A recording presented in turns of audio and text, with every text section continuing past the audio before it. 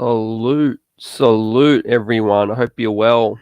The streets are buzzing. Welcome to the chat show where we shout you out. We keep it 100.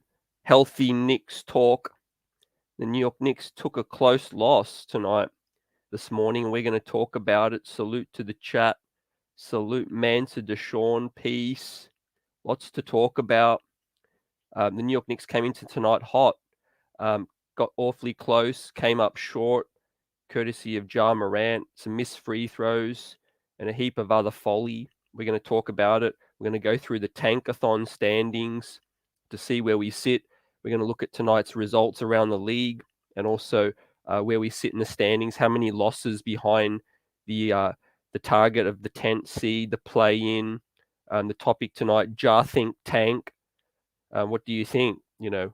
The Knicks are getting closer and closer with every loss to not making the 10th spot, and it's caused a lot of divide among fans. And we're going to chop it up all night into the morning, and going to pop some of the highlights as well. We can watch along as we talk about it. But hey, the New York Knicks got off to a good start tonight. It was a quality first three quarters. Especially the third quarter tonight. The third quarter they started, they came back obviously towards the end of the second quarter. And the first half came out like a team looking that like they're going to pick up the win.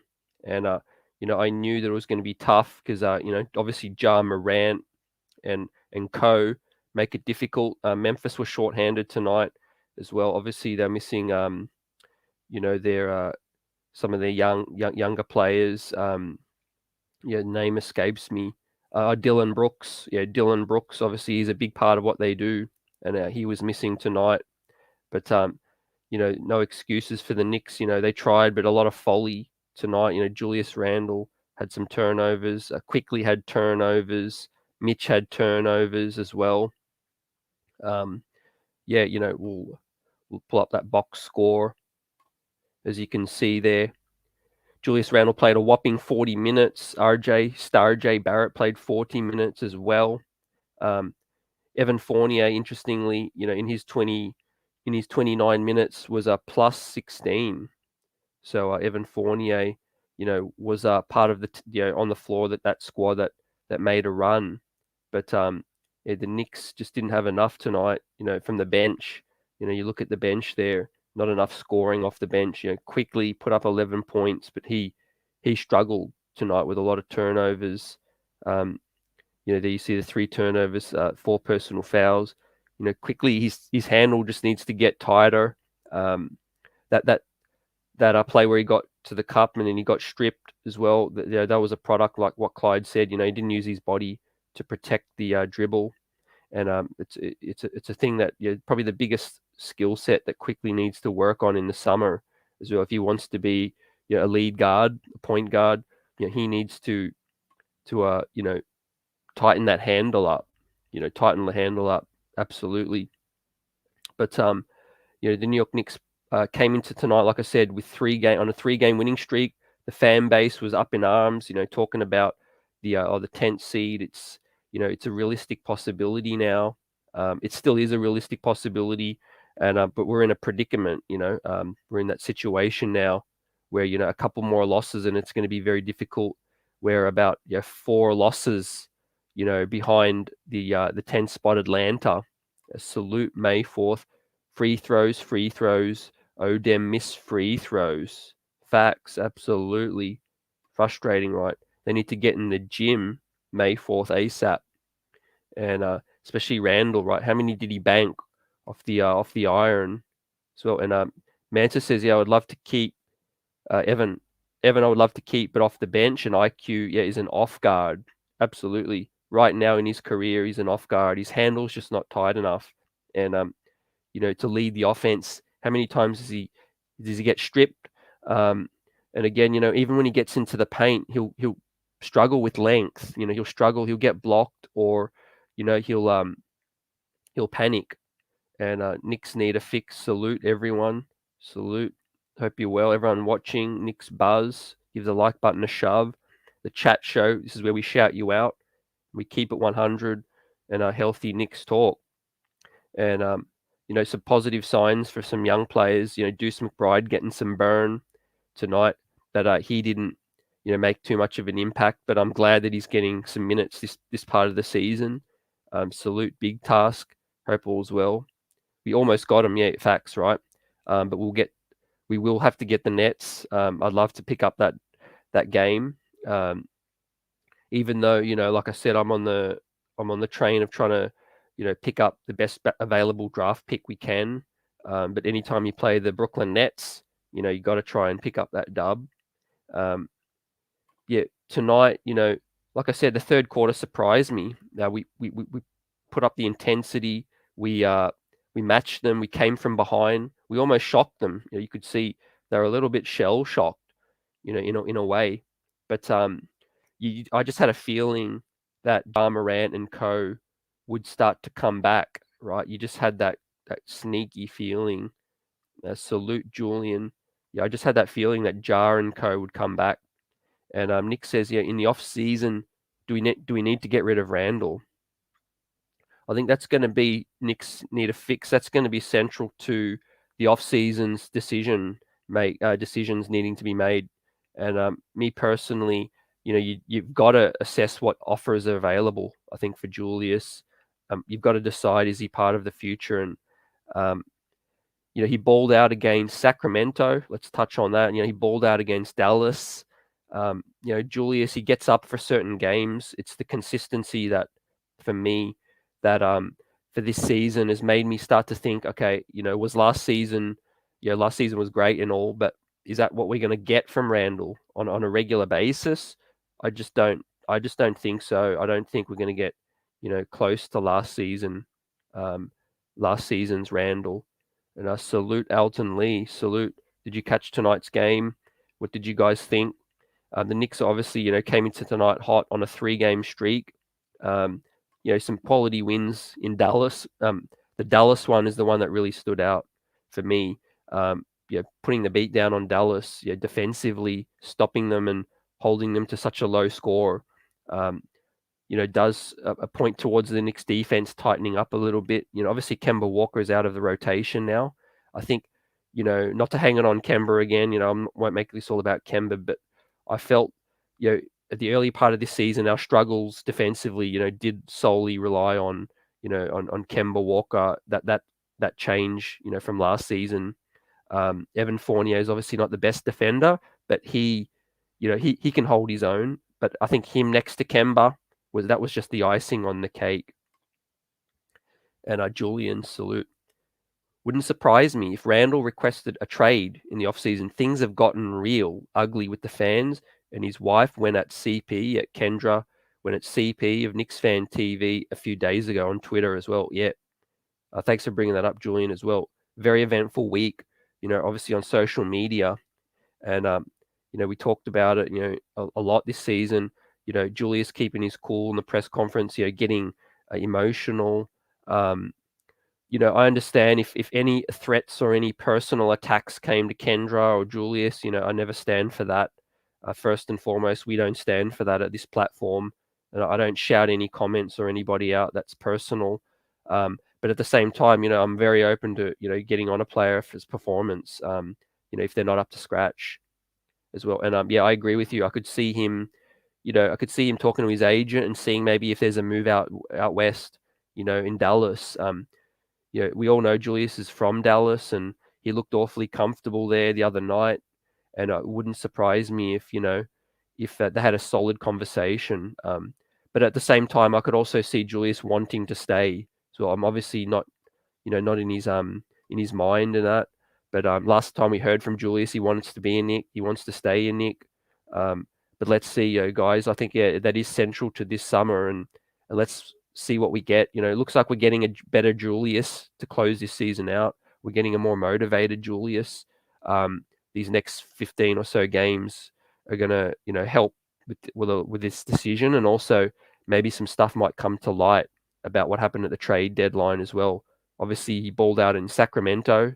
He was motivated. They traded for Sabonis. I don't know if they had any interest in Julius or not. But let's wait to see with that situation. Draft night, like we keep saying, is going to be huge for this ball club. Huge. What's good, man child? What's good? Salute. And Tibbs, Elton says Tibbs made some fatal errors in the rotation second half tonight. Yeah, he did. Obviously foul trouble. Elton as well didn't help. He wanted to keep Mitch out there a bit longer. He brought in Taj. He fouled out within a second of coming back in, and then Jericho just looked like a bit lost tonight. Jericho Sims, again, was not in best positioning. Again, I think Jar just went at the cup every single time Sims came back in, and that's what helped them get the lead back. And Knicks need a fix. Salute. What do you think about Christian Wood? What do I think about Christian Wood from Houston? He's still on his rookie contract, and he could be that stretch 5 or a replacement for Randle as well. Yeah, that's a name that's interesting. Knicks need a fix. We keep hearing that Christian Wood wants out of Houston as well. I could see the Knicks being interested in Christian Wood as well. That's an intriguing prospect. Salute for that. And I also have always been saying, I feel like we need a stretch 5. If we keep Mitch, I'm not going to be mad at that at all. But I also feel like we need a second center that gives us a different look. And Christian Wood can definitely stroke it. May 4th, salute.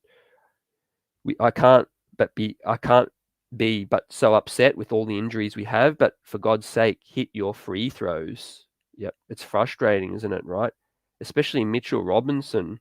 That summer that he was injured, he couldn't do too much moving on the feet, too much cardio. What was he doing? In terms of free throw shooting, why not get in the gym and shoot 1,000 free throws?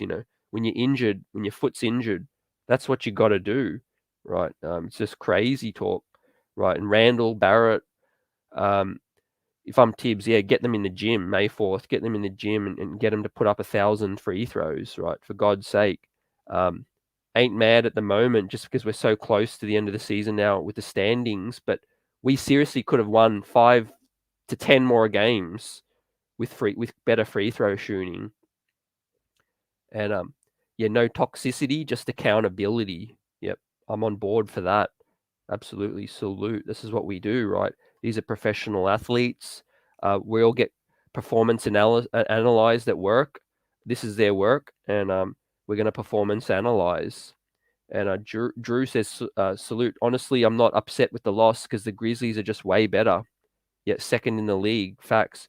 I'm just happy seeing Julius play like Julius again. Yeah, the road trip, West Coast trip. You got to think that has a part to play with this factor right up in here. Going to Dallas, being out west, close to home, he absolutely balled out in Dallas. And Victor, salute. Knicks fans all the way in Brazil, my friend. Hope you're well. Salute. Everyone give that channel a like. And Victor doing big things. Love it. Knicks fandom worldwide. We hear salute to everybody. Drew, I think that's the first loss, though, when RJ and Julius both scored 20. That's a good stat, too. Thanks for bringing that up. They were both quite inefficient tonight, Drew. I think, you see they did both score 20, but they were very inefficient tonight and also played heavy minutes, 40 minutes. Again, our bench, what would have been if we had one Quentin Grimes or one Cam Reddish or Derrick Rose. We are playing shorthanded. Salute to the team. They did give it their best. They gave it their best tonight. Like Manchild says, spot on. The tank is running out of fuel. In this point in time, and we're obviously going to second part of this show tonight. We're going to look at the Tankathon standings, the NBA current standings. Where we sit. The New York Knicks are still in 12th. We're 6 games ahead of the Pacers at 13th. So I don't feel like we could fall anything below 12th, where the Pacers are at. They've mastered the tank at the minute with 3 losses in a row.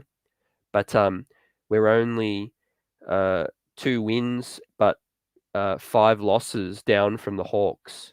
So I still feel like, look, the 10th seed, I could see them wanting to go for it as well still, but we're just too far back. I feel like. Not that we can't string a couple of wins together, but it's seriously going to take more than that. It's going to take 4 to 5 wins in a row again. Given we've already come off with a streak, I just don't know.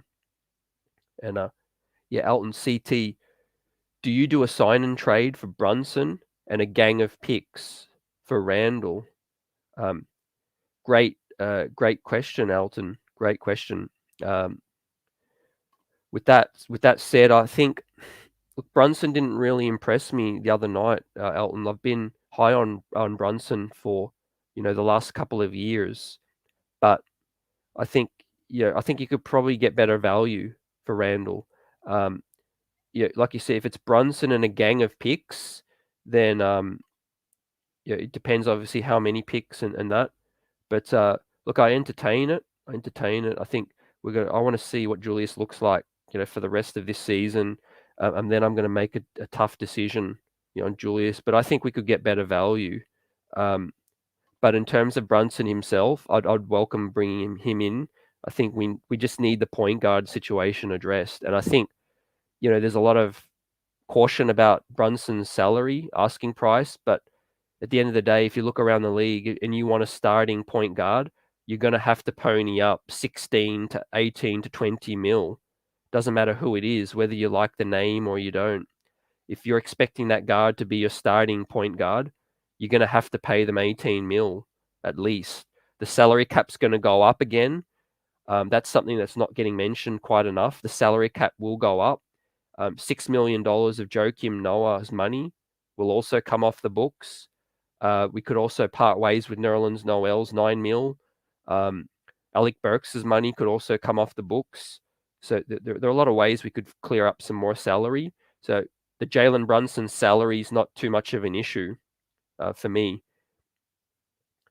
And salute Frederick, salute up in here, salute fam, everyone here, strong. And Julian CT, am I following the draft prospects? And are you eyeing anyone in the 8 to 12 spot range? Absolutely. March Madness is kicking off, and I'm loving it so far. There's a lot of prospects, Julian. Trying to do some more draft shows coming up shortly, some more scouts coming on, and it's a fairly deep draft in terms of starting talent from 5 to, if we don't get into the top 4, from 5 to 15, 20. I like a ton of guards and a ton of wings, Julian, as well. I love the G League Ignite prospects. I love Maturin. I could see Johnny Davis. Obviously, I'd love to get Ivy. Like I said, there's just a lot of prospects I'm intrigued with. And I think as we get closer towards the end of March, I'm going to start to like prospects even more. And I'll continue to talk about it and do more shows and also give you my thoughts on prospects and give me yours. So Johnny, salute. Did win 3 in a row, so we could see just a little more help and we dominate this division. Wish we could have coached this way earlier. It was always going to be, I think, Johnny, too, as the season got towards the end and players, the pressure starts to release a bit. Players you see start to play a bit more free. They start to play a little bit more freely, and you start to see them, start to think about their future a bit more as well, and start to ball out, and I think that could be that could have a big part to play. I think in that. What do you think's contributing to this better play on the West Coast? Do you think it's just the shortened rotation, players being injured like Grimes, Cam Reddish, Rose? Do you feel like that's just empowered some of these other dudes to put up or shut up? What parts of the coaching as well that are you happy with so far with this West Coast trip? To me, obviously, it starts with Julius. He's played a hell of a lot better on the road. And Manchild, salute. CBS has Ivy going first in the draft. Wow, that's something. That's huge. That's huge. In terms of what we need, that flawed general guy, I'm not sure Ivy is that guy at the moment, but he's box office. He's a superstar potential. And like I said, we will look at the standings shortly in Tankathon, but we need to try to get up to top 4. And at the same time, I'll mention Shaden Sharp as well, the unknown Kentucky prospect. The Knicks have that Kentucky intel. Calipari, we'll probably hear more, in the coming weeks and months. But Shaden Sharp is looking like he may possibly declare if he gets that promise. And LBJ put up a 50 piece tonight. Whoa, that's some serious stuff right there. Appreciate that, Elton. And how are they doing against the Wizards? I think the Lakers were playing the Wizards tonight. Let me pull up the score there. Yep, they beat the Wizards 122-109. So yeah, that on the back of LBJ's 50 piece, he's making that push. But the Lakers are up against it. They're struggling. And May 4th, free throws are a part of the basic fundamentals of basketball principles. Yep, absolutely. Basketball savants rolling in their grave with this situation. Because, like you said, it's something so basic and so easy to practice, right? Isn't it? You just get in the gym by yourself and you just make it happen. You put up the shots.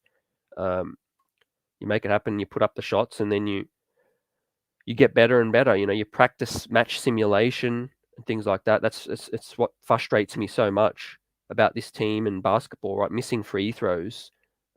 Even if you got to shoot underarm and look ridiculous, right? If the ball goes in, it goes in. I don't really care. Look at the way Joakim Noah shot free throws his whole career as well. Drew says, honestly, even though Ja had a bad game, he just creates so much for his teammates. Exactly right. That's what basketball's about on the offensive end. Making the defense second guess, making the defense collapse. He just does it all. And he was getting foul calls tonight. He was getting his foul calls, and that's what made it tough to defend. I thought we kept Steven Adams off the block quite well. Mitch had a decent game. Obviously got into the foul trouble, but Ja Morant was just the best player on the court tonight, and it generally happens. The team with the best player usually wins the ball game, and Knicks need a fix.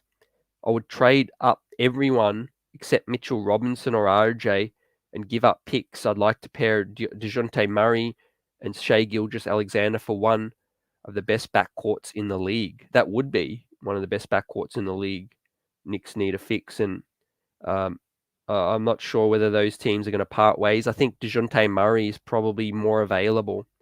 Is probably more available than SGA right now, but SGA could definitely become available. I feel like OKC are just in talent acquisition still, and they're looking at Josh Giddey evaluating that situation. But man, SGA is a straight beast. He's come into this situation since coming back from injury, and he's left no stone unturned, putting up 30 pieces, filling the stat sheet. Shai Gilgeous-Alexander, man, what could have been? We whiffed on that situation with Kevin Knox in that draft, picking the wrong Kentucky prospect. That's just heartbreaking, heartbreaking to see Shai ball out like that. But it goes back to what I've been saying. We absolutely need a guard like that. Absolutely, we need a guard that can shift the D, can get to the cup, can create, can do all of those things. And hopefully in this draft, if we can't move up and get Jaden Ivey, Gene Montero is a fascinating prospect out there for the overtime elite. What do you guys think about Gene Montero and his fit with the New York Knicks as well? He could straight fill it up, and that's the kind of dude that we need. And in terms of if we're not going to get a floor general like Jalen Brunson, I feel like a player that can score and fill it up like that does fit this modern NBA. Does fit the modern NBA. And if we're going to keep Julius and we're going to keep RJ, they need they need other dudes that can score and stretch the floor around them. Why do you think we play so well when Derrick Rose is on the floor as well? Because Derrick Rose can get to the cup and he can also stretch the floor at the point guard spot.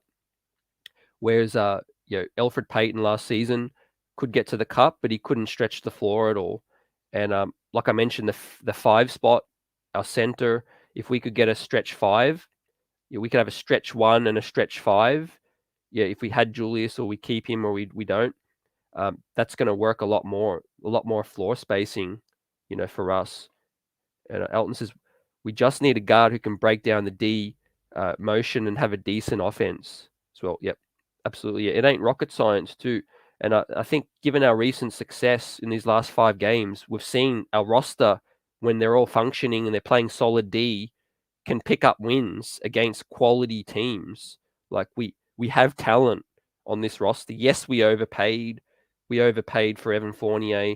Kemba Walker's not the right fit for defensively, and until Quentin Grimes came in and matured, we were struggling on the wing with RJ having to defend everybody, the best player every night. But our roster, especially after the Cam Reddish trade, our roster has talent. Like it has talent. If Derrick Rose was healthy and we had one other quality guard, star guard, with the wings we have now, we absolutely could have been the 8th seed, 7th, 8th seed right now, or even better. Like I said, not to hang it on Kemba, but not just Kemba the player, but I felt like that move, that failure to fill the point guard spot this year, and the fact that Kemba Walker hasn't worked out is the biggest reason why we're not in the play-in right now at all as well. You swap Kemba Walker with some other competent, capable guard that was healthy, that was younger, even a healthier Derrick Rose, and I honestly think we would have been in probably the 8th seed. And G Montero, if you're referring Knicks, he's 6'2", 6'2", I think, in that spot, 6'2", 6'3", for the overtime elite.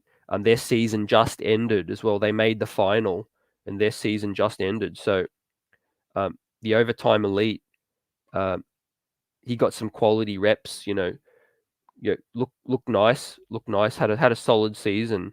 And there's question marks whether he could boost his stock if he went into the combine. In Chicago, the draft combine remains to be seen, but he's represented by Clutch Sports. So last time I spoke with Rafael Barlow, he said that he would doubt whether or not G Montero would go to the combine as well, just because that generally goes against what Clutch Sports does recommend. Does what throws that out there as well. But on the draft, the wings situation, there's a heap of wings, but let's touch on the Cam Reddish situation.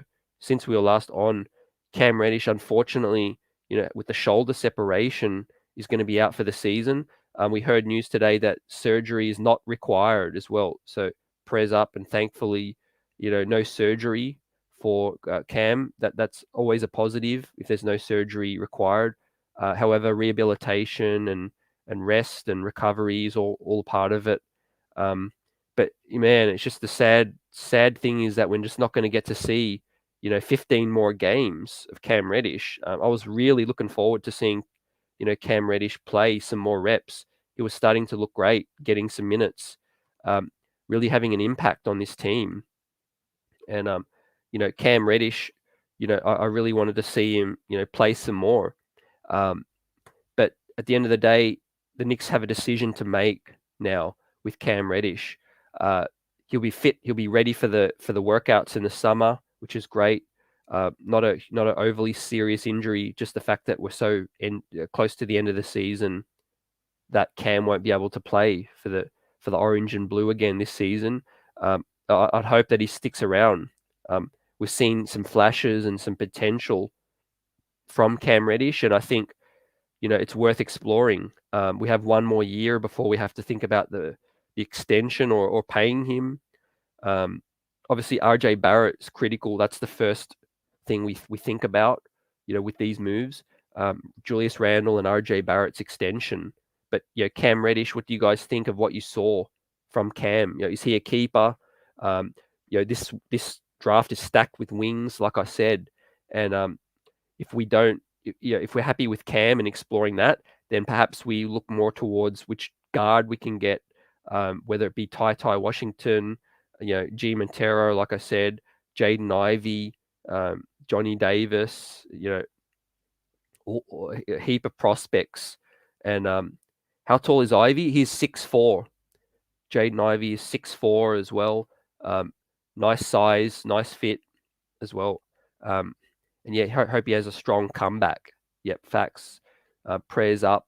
It was a quality trade. Again, the Knicks did something right this season with that trade. Converting Kevin Knox and a weak first-round selection for Cam Reddish. That was a quality trade.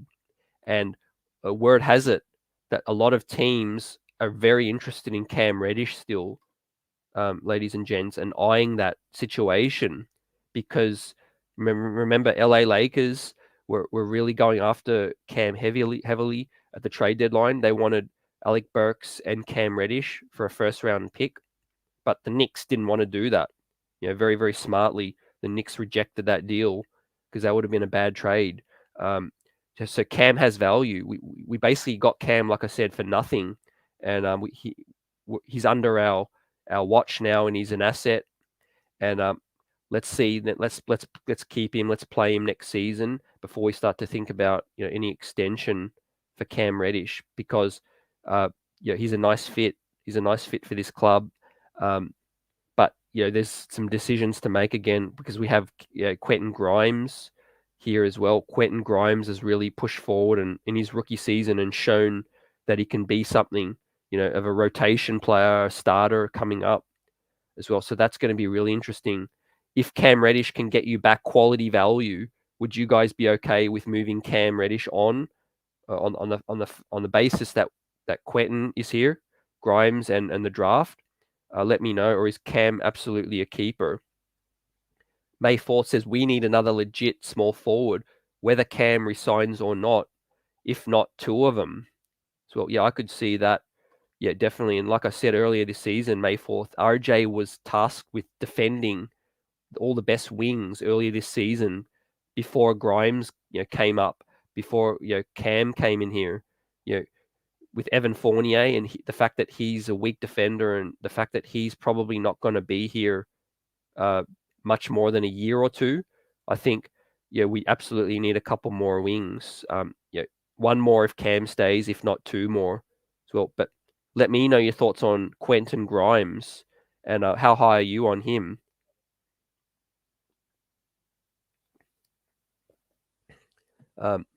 Just touching on tonight again, like I said, the Knicks had an excellent third quarter. You look at 40 points, a 40-point third quarter. And like I said, I think Derrick Rose is central to a lot of losses this season because he's a closer for us. We don't have a closer. That's another issue we need to address next season. You can't trust Julius Randle, in my opinion, down the stretch. In terms of isolation, handling the rock, he's turnover prone. RJ Barrett, I've liked what I've seen with him in the closing minutes of games, but he's still young. He's still learning the ropes. We need a closer, and that's where the point guard comes in to effect. A point guard that can either score or assist, distribute, work out the best cause of offense. Because Tom Thibodeau doesn't have a very structured offense. Tom Thibodeau is a read and react. We've seen that the players make a heap of mistakes. In those situations, right? We need that point guard situation addressed, right? Like I said, either a guard that can just go and get theirs anytime, a bona fide bucket getter, or a player that's more of a floor general, steady him down type of point guard. Ladies and gents, it's going to be a crazy summer and off season, right? To me, I guess the most disappointing part of the season now is the question marks. We hoped a lot of questions were answered after last season, with a core group that we could build around. But to me, this offseason is just going to bring more questions. Mitchell Robinson is a question mark. What happens there? Julius Randle is going to be a question mark. Tom Thibodeau is going to be some talk around that. I'm glad RJ Barrett's not so much of a question mark anymore. That's bona fide. That's solidified. But the point guard, that's a question mark. Evan Fournier's deals, Noel Burks, they're question marks. Maybe we just knock them all out on draft night, and all those questions are answered. But the draft lottery, the NBA draft night is going to be insane. Book it out, clear your schedule. A lot of moves are going to happen, I feel like, on that night. And like I said, Cam Reddish could be a guy that they dangle to maybe move up. Let's say we end up in the 10th seed and there's a guy at 7 that we really, really want, a guy at 6 or 7, and we could dangle a Cam Reddish to move up and get that guy. Maybe that is something the Knicks entertain. And May 4th. But RJ doesn't belong at small forward. CT, he got to go back to the shooting guard spot as well. Yep, good points there. I do like me some RJ at the shooting guard as well. May 4th as well. The fact that he's shooting better as well, handling the rock, and he's a little bit undersized, ideally, for a solid starting small forward and guarding the best wings. Absolutely. Yeah, I love a big small forward like 6'9", 6'8". Even 6'11" Brandon Ingram. I wouldn't say no to that. And Grimes is the truth and 100% team player, but he's not big enough or athletic enough to stop a legit small forward. Yeah, I agree. I can agree with that as well. I was saying this season, Grimes has all the tools to be a great starting player. Fundamentals, unselfish, like you said. He has great court vision, shooting's there. But unfortunately, 6'4" may just limit his career. If Quentin Grimes was a solid 6'6", 6'7", man, the potential he would have, he may not have lasted to pick 25. And Elton says we need a point guard who won't allow empty possessions down the stretch as well. Yep, salute for that, Elton, as well. I agree. And, last season was part of fool's gold, like we know. And a lot of the wins last season were last-second heart-stopping, thrilling wins from Derrick Rose. Derrick Rose getting, buckets and things like that. So we are further away than we think after last season. And, Derrick Rose now 33 years old. He's not that player for us anymore. Even closing, heavy minutes. We just can't go into next season relying on that. Exactly like you're saying. D Rose, like I said, a 20 to 23 minute spark plug off the bench, 6-man, is what I predicted this season. I feel like he would aged a bit more, and I just hope, I cross my fingers that Kemba Walker could hold up, but that hasn't happened, right? We need youth up in here, no doubt. And J-Dub, we need a point guard and move RJ to the shooting guard. Yep. Yeah, absolutely. Which point guards on the free agent market or trade market do you think might be available? And let me know. Because if Tom Thibodeau stays, we could all but get our target in the draft, and they may not be the starting point guard still because Tibbs loves vets. In the Jalen Brunson thing, where there's smoke, there's fire, ladies and gents. There's smoke with that situation. Dallas brought in Spencer Dinwiddie at the trade deadline for a reason. That was a move for me that raised an eyebrow, thinking, hey, does that mean they think that Jalen Brunson is potentially out of there? And Knicks need a fix. Say we're able to get Donovan, Brandon, Christian Wood, JV, and trade away RJ, Cam, Mitch, Randle, Obi. Would I do it? Man, that's some heavy maneuvering right there. Knicks need a fix. Donovan Mitchell, absolutely. Brandon Ingram, sign me up to those two. Christian Wood, JV. Obviously, there's so many different team trades with that, but just talent for talent, would I do that? Yep, absolutely, I would do that. I don't want to move on from RJ Barrett. That's tough. But if you're bringing back that kind of talent, like you said, that's going to get us closer. Absolutely, Donovan, Brandon Ingram. But yeah, I don't see them moving on from RJ, to be honest. We heard this whack trade proposal today from the Hoops Collective podcast. It was speculative, from Tim Bontemps and Brian Windhorst about what the Pelicans would ask in a Zion trade. Obviously, they'd have to try and start with RJ Barrett, but you know, count me out of that deal in terms of Zion Williamson moving RJ for that. I think most of the reason why Zion would want to come would be to play with RJ, and it'd have to start. Trade talks would have to start with Julius Randle, with that. Yeah, J Dub, we need to trade Fournier and Burks. Yep, absolutely. Sign me up to get out of those contracts. Burks, I think, will be a very easy trade. I think we could easily get out of Burks for a second-round pick. Somebody will take his salary, or a couple of second-round picks, maybe even a late first. He was movable at the deadline, make no mistake. It's just that the Knicks didn't want to attach Cam Reddish to get off of Burks' deal for a first-round pick. But Evan Fournier is going to be a lot more challenging to move on from. I think $19 million, again, would have to attach an asset. I think Fournier may be around for another year or two, and then that contract will be an expiring 19 mil and will be a lot more desirable for teams to take on. And May 4th, our division has too many legit small forwards to continue pretending guards are legit small forwards. Yeah, you're right. It's heavy up in the East and in the Atlantic division, right?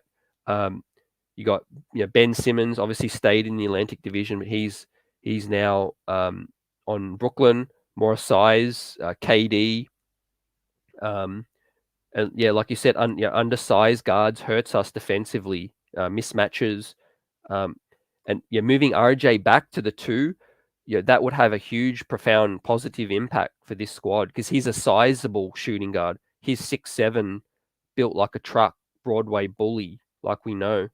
And having RJ back in his natural position, I feel at the 2 spot would be nice. But like you're saying, we need that small forward spot filled.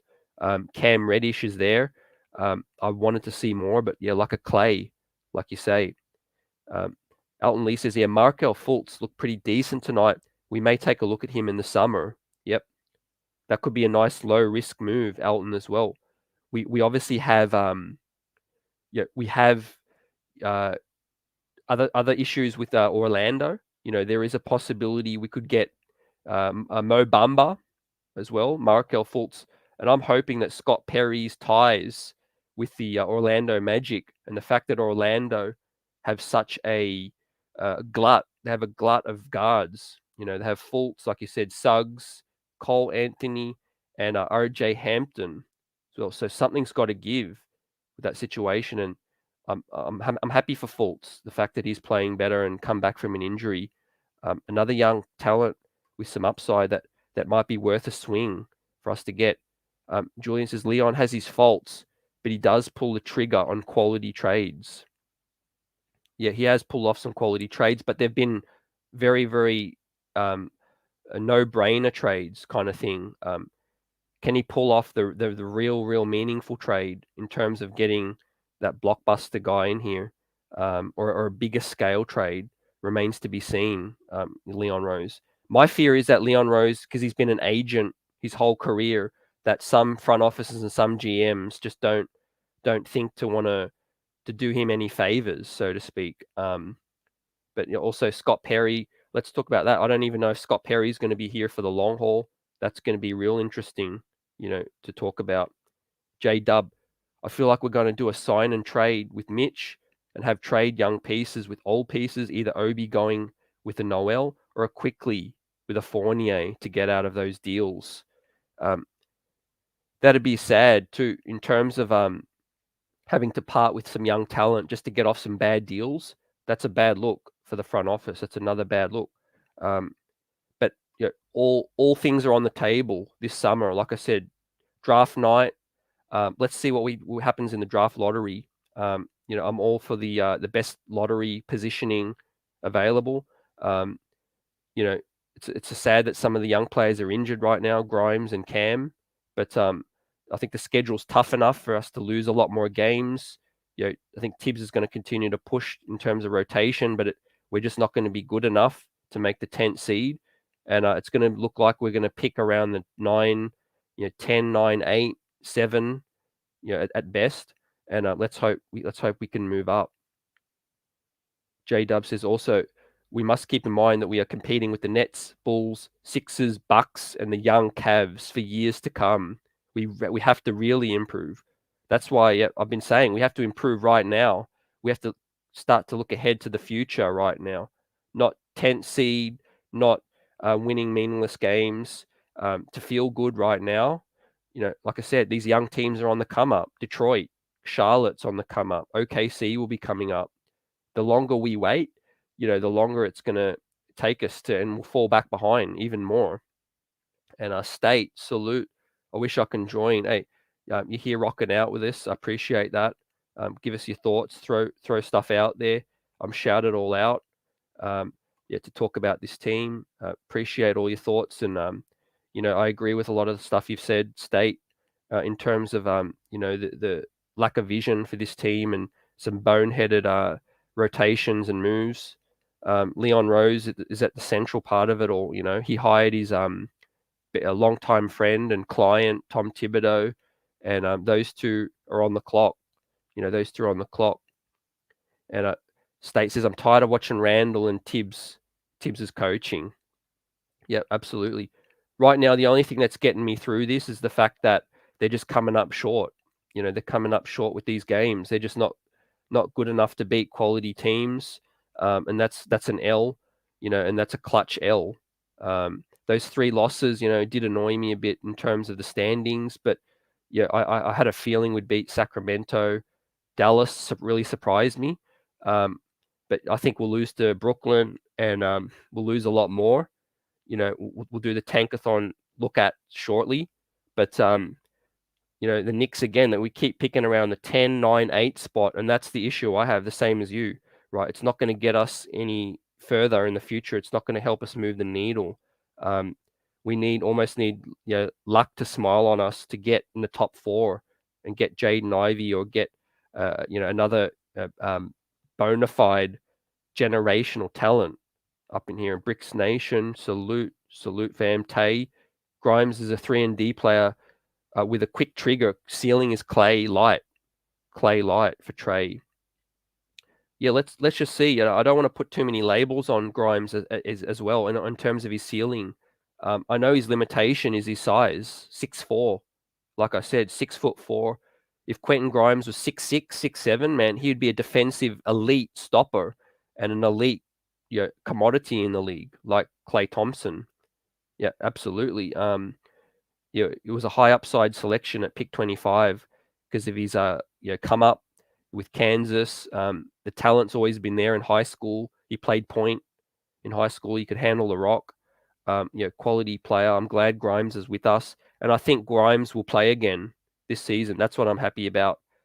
Quentin Grimes will most likely play again with that knee cap injury healing up, and Knicks need a fix. We need to pull that's why we need to pull off the blockbuster. We need to pull off that blockbuster. And do you think draft night is that time that's going to happen? What are your thoughts on Julius? In that trade, happening on draft night. Do you think that's a serious possibility? I think it's going to come down to James Dolan maybe doing something, or William Wesley, because my fear is with Leon and Tom Thibodeau here, Julius is not going to get moved. I feel like Julius is probably going to stay, just because those guys are his staunch supporters. It's going to be interesting. I'm going to put it at 50-50 right now. I honestly don't know. 50-50 that Julius will be here opening night on next season. What odds would you put it at right now? And J-Dub, I feel like we're going to win silly games and then ruin the trade position. Yeah, that's the same fear I have, J-Dub, too. But at the end of the day, we're playing Randle, we're playing RJ heavy minutes. Mitch is, again, that's another situation where we're probably going to face competition from losing Mitch. But this team, we can't really play any other dudes to help us lose games. I feel like the dudes we have are already enough to help us lose games. Yeah, like you said, I just hope we don't win them. I hope we stay in the game right till the final minute, and then we lose in heartbreaking fashion, just like the Phoenix game. And tonight was some good experience for Deuce McBride and Jericho Sims and that RJ Barrett playing in a meaningful game, and we got the loss. So I hope for more nights like tonight. And like you said, I hope we don't fall down in the standings any further because they have severe consequences, right? I'm about to pull up the Tankathon percentages, and we'll go through that. But I feel like, we need to get as high as possible to get the best possible talent, because a dude like Shaden Sharp could be at the end of that rainbow. And May 4th, it doesn't matter where we draft. We have the pieces in place already. It doesn't matter where we draft. We have the pieces in place already. Plus, we draft extremely well in the late rounds as well. Yeah, I do trust our drafting May 4th. We tried to move up to get Chris Duarte and Trey Mann. They look like solid moves. We weren't able to do that again because of our bad draft positioning and lack of picks.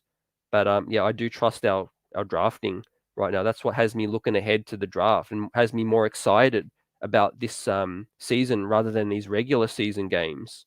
And Knicks need a fix.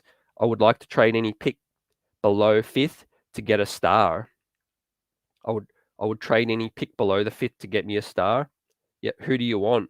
Who's at the end of your wish list or the top of your wish list that might be available? For me, that Utah situation is ticking.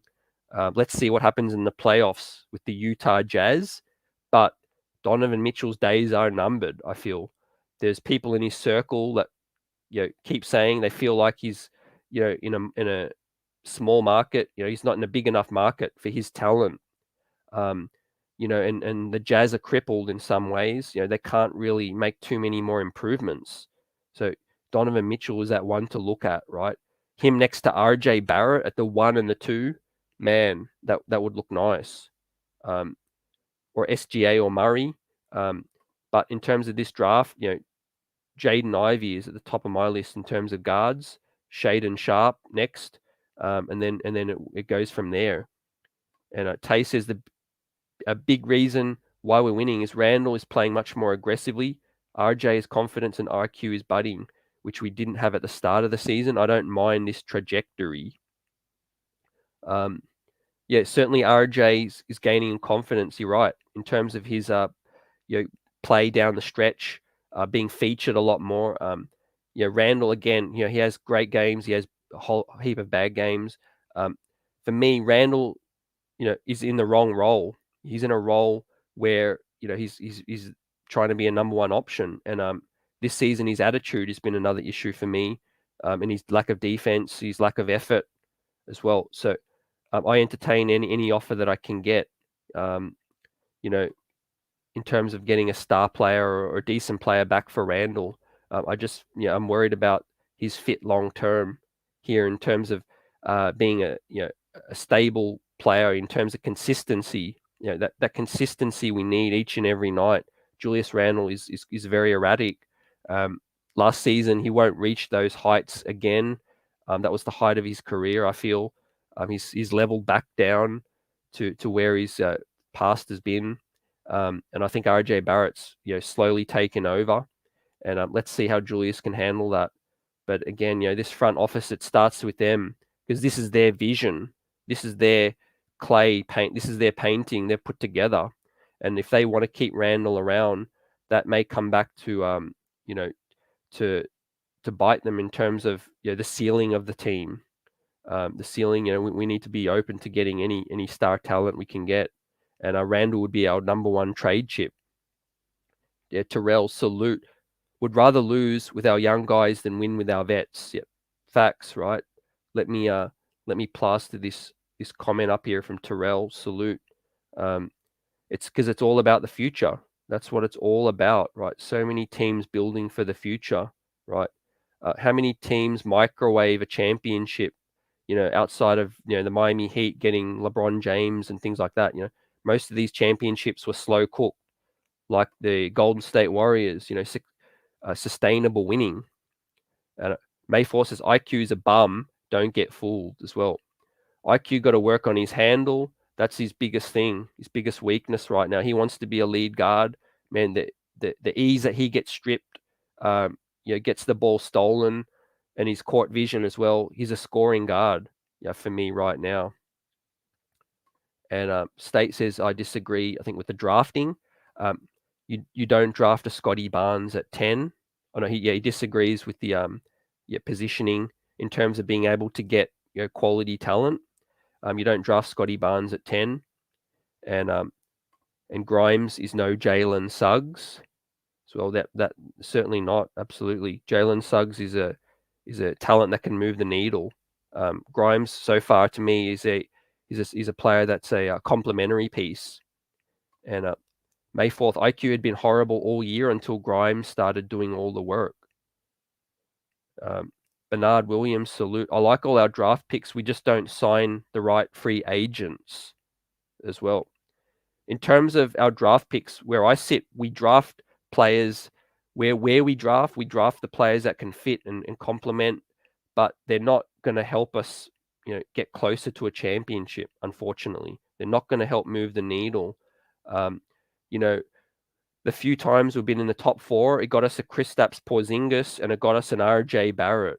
And outside of any other player we've drafted recently, they're head and shoulders above all these other players we've drafted in terms of talent and star talent. Injuries aside and all of that issue, every other player we've drafted just looks more like a role player, to me. And Knicks need to fix if it's a 50-50 with trading Randle, then does that mean it's a 50-50 with trading RJ? Because I don't think they play well together. And to get you a star, they're going to have to get rid of one of them. If it's a 50-50 with trading Randle, I don't feel like it's 50-50 with RJ. I feel like RJ's here for the long haul. I think it's Randle's Randle's the one. I feel like that's going to be traded if there is a major trade. And Randle and Obi and Quickly and other young players could be thrown in. But in terms of the main central piece, I feel like Julius Randle's the only option we have right now. Or, like I said, Cam Reddish has a heap of value around the league still. He could be a player that could help us get up, into the higher up into the draft that we need. And I state, you can draft good all you want, but you ain't drafting no star after 5 on the Knicks. We play players according to contract. Donovan Mitchell would not be a Knick. We got to stop the pipe dreams as well. So, State looking to build through the draft. Again, we continue to get let down with our hopes for a trade and free agency, right? That is, a legitimate pathway to succeeding is through the draft, like you said. And you need to draft very high. You absolutely need to draft high, State. I guess, what are your thoughts on this draft class, this one coming up, and the available talent? It's deep in terms of starting talent, but superstar talent, it caps out at about 5, 6. If Shaden Sharp declares as well. J-Dub, we need to understand that we need talent to compete. CT, we need high talent players, not okay players. Yep, facts. Exactly. We need players to move the needle forward for this club, right? Complementary players can help when your roster's already ready to contribute, to compete, and then those players are the icing on the cake, right? That can get you that hustle play, that hit you that big 3 down the stretch type of thing. But like you said, in terms of winning 50+ games in a regular season, we need star talent. And I'm worried that other teams are building quicker than we are as well. Even teams that aren't good right now, they're stacking young talent. And we need to continue to look to the draft to get the best talent we can to surround RJ Barrett. Julius Randle is 27, turning 28 as well. He's going to get frustrated if this team's not going to win soon, and he's just not on our timeline. Salute G Money. What's good? This game is a prime reason why I knew that even with a double-digit lead, New York will blow it because they don't run plays and the opponent makes adjustments. Yeah, spot on there. The read and react issue. We don't have cerebral players that can read and react for 48 minutes, right? That's why we look gung-ho for 30 minutes and we can look trash for 18 minutes as well. There's no structure. There isn't great call playing, screen setting. How many issues did we have with screens tonight too? Mitchell Robinson, Jericho Sims moving. I mean, just get me someone here that can set solid screens all night long. May 4th, would you disagree because your sole intentions is to always trade something and complain about if we did this or not? If we did that, we could have done this. We could have done all over the place. So talking about some what ifs in that situation. J-Dub, I feel as Knick fans, we hype our players too much. We only got RJ and we need to build young pieces around him. And that's not Randle. Like I said, RJ Barrett, was a bona fide guy to get that pick at pick 3, just 21 years of age. He's really coming alive, and we need to surround him with like-minded and like-aged talent as well to continue to build this team moving forward. Julius Randle, I feel like after last season, the rumors are that he feels like he's the man now and he can't take a step back. What's going to happen if we try to bring in another young talent with RJ? Is Julius going to feel a certain way? Is he going to still want to be the number one option in a year or two's time? Is he open for a superstar to come in and take a step back? That all remains to be seen, right? Only Leon Rose and the front office can make that assessment, because they talk to him and they evaluate. But I feel like we could have sold high on Randle last season. We could have sold high. The fact is, all NBA, most improved, all-star for the first time. What were the odds that he was going to be those two all over again? With no fans, with fans back in the arenas and stuff. And State says, I like our talent, but we have only one blue chipper bro in RJ. Yep, that's looking like that's the truth this season. Absolutely, State. RJ Barrett, like at his age, what he's doing right now, he has the pedigree. And you think about it, he's 6 years younger than Julius Randle, 6-7 years younger, right? So, and he's almost at Julius's level, if not taken over Julius now. Continue to invest in that, continue to allow him to take final shots, carry the rock at the end of the 4th, let him make mistakes, all of that.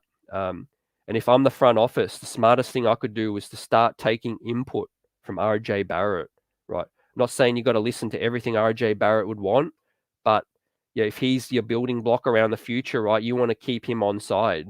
You want to keep him on side. You say, hey, RJ, what would you like to keep Cam around? What are your thoughts on keeping Cam around? What are your thoughts about bringing your boy Zion? Just hear him out. Basically, hear him out. See what he wants to do. And Terrell, IQ take too many off the balance shots. He got to get that feet set right. You got to get his feet set with that situation. Terrell, I agree. And I think what hurt IQ this season, he may not reach the ceiling some people think, but what hurt IQ this season is that we tried to push him into a role he's not ready for, or he's not that kind of dude. For starting from summer league, we gave him the ball, said run the team and things like that, but it hurt his natural instincts. IQ's natural instincts was to come play off the ball, light you up, get to the cup, get into the paint, but not be the lead ball handler, right? His handle is just way too off to be that level yet. It's too loose. He dribbles the ball too high, especially with the offhand. Like he keeps getting stripped. And King Ribby, salute the chat, salute everyone up in here strong, rocking out. We're talking about the Knicks' future. We're getting closer towards the end of this regular season. We're looking ahead to the draft. We'll look at the Tankathon standing shortly. We're in the 10th position, 10th pick in the Tankathon spot. The chances, the percentages of getting in the top 4 are lousy compared to where we were 2 days ago when we were in the 8th spot. Strap yourself in, buckle up, because it's going to be a bumpy ride for these next best games. And I hope Derrick Rose does not come back. To be honest with you, why bring the 33-year-old dude back now? Let him rest up, heal up for the future. just like Kemba Walker's doing. Just sit him down and continue to let Deuce McBride get some more minutes. And State says, why would you trade RJ? Randle don't guard the best player. Yep, star RJ Barrett. That's another reason he's taken on that challenge this season. Let's give him his flowers more as well, because not only is he scoring coming along, he's tasked with facing the best defender each and every night. He guards. He's a two-way guy. Even dudes like Kawhi Leonard couldn't back him down last season.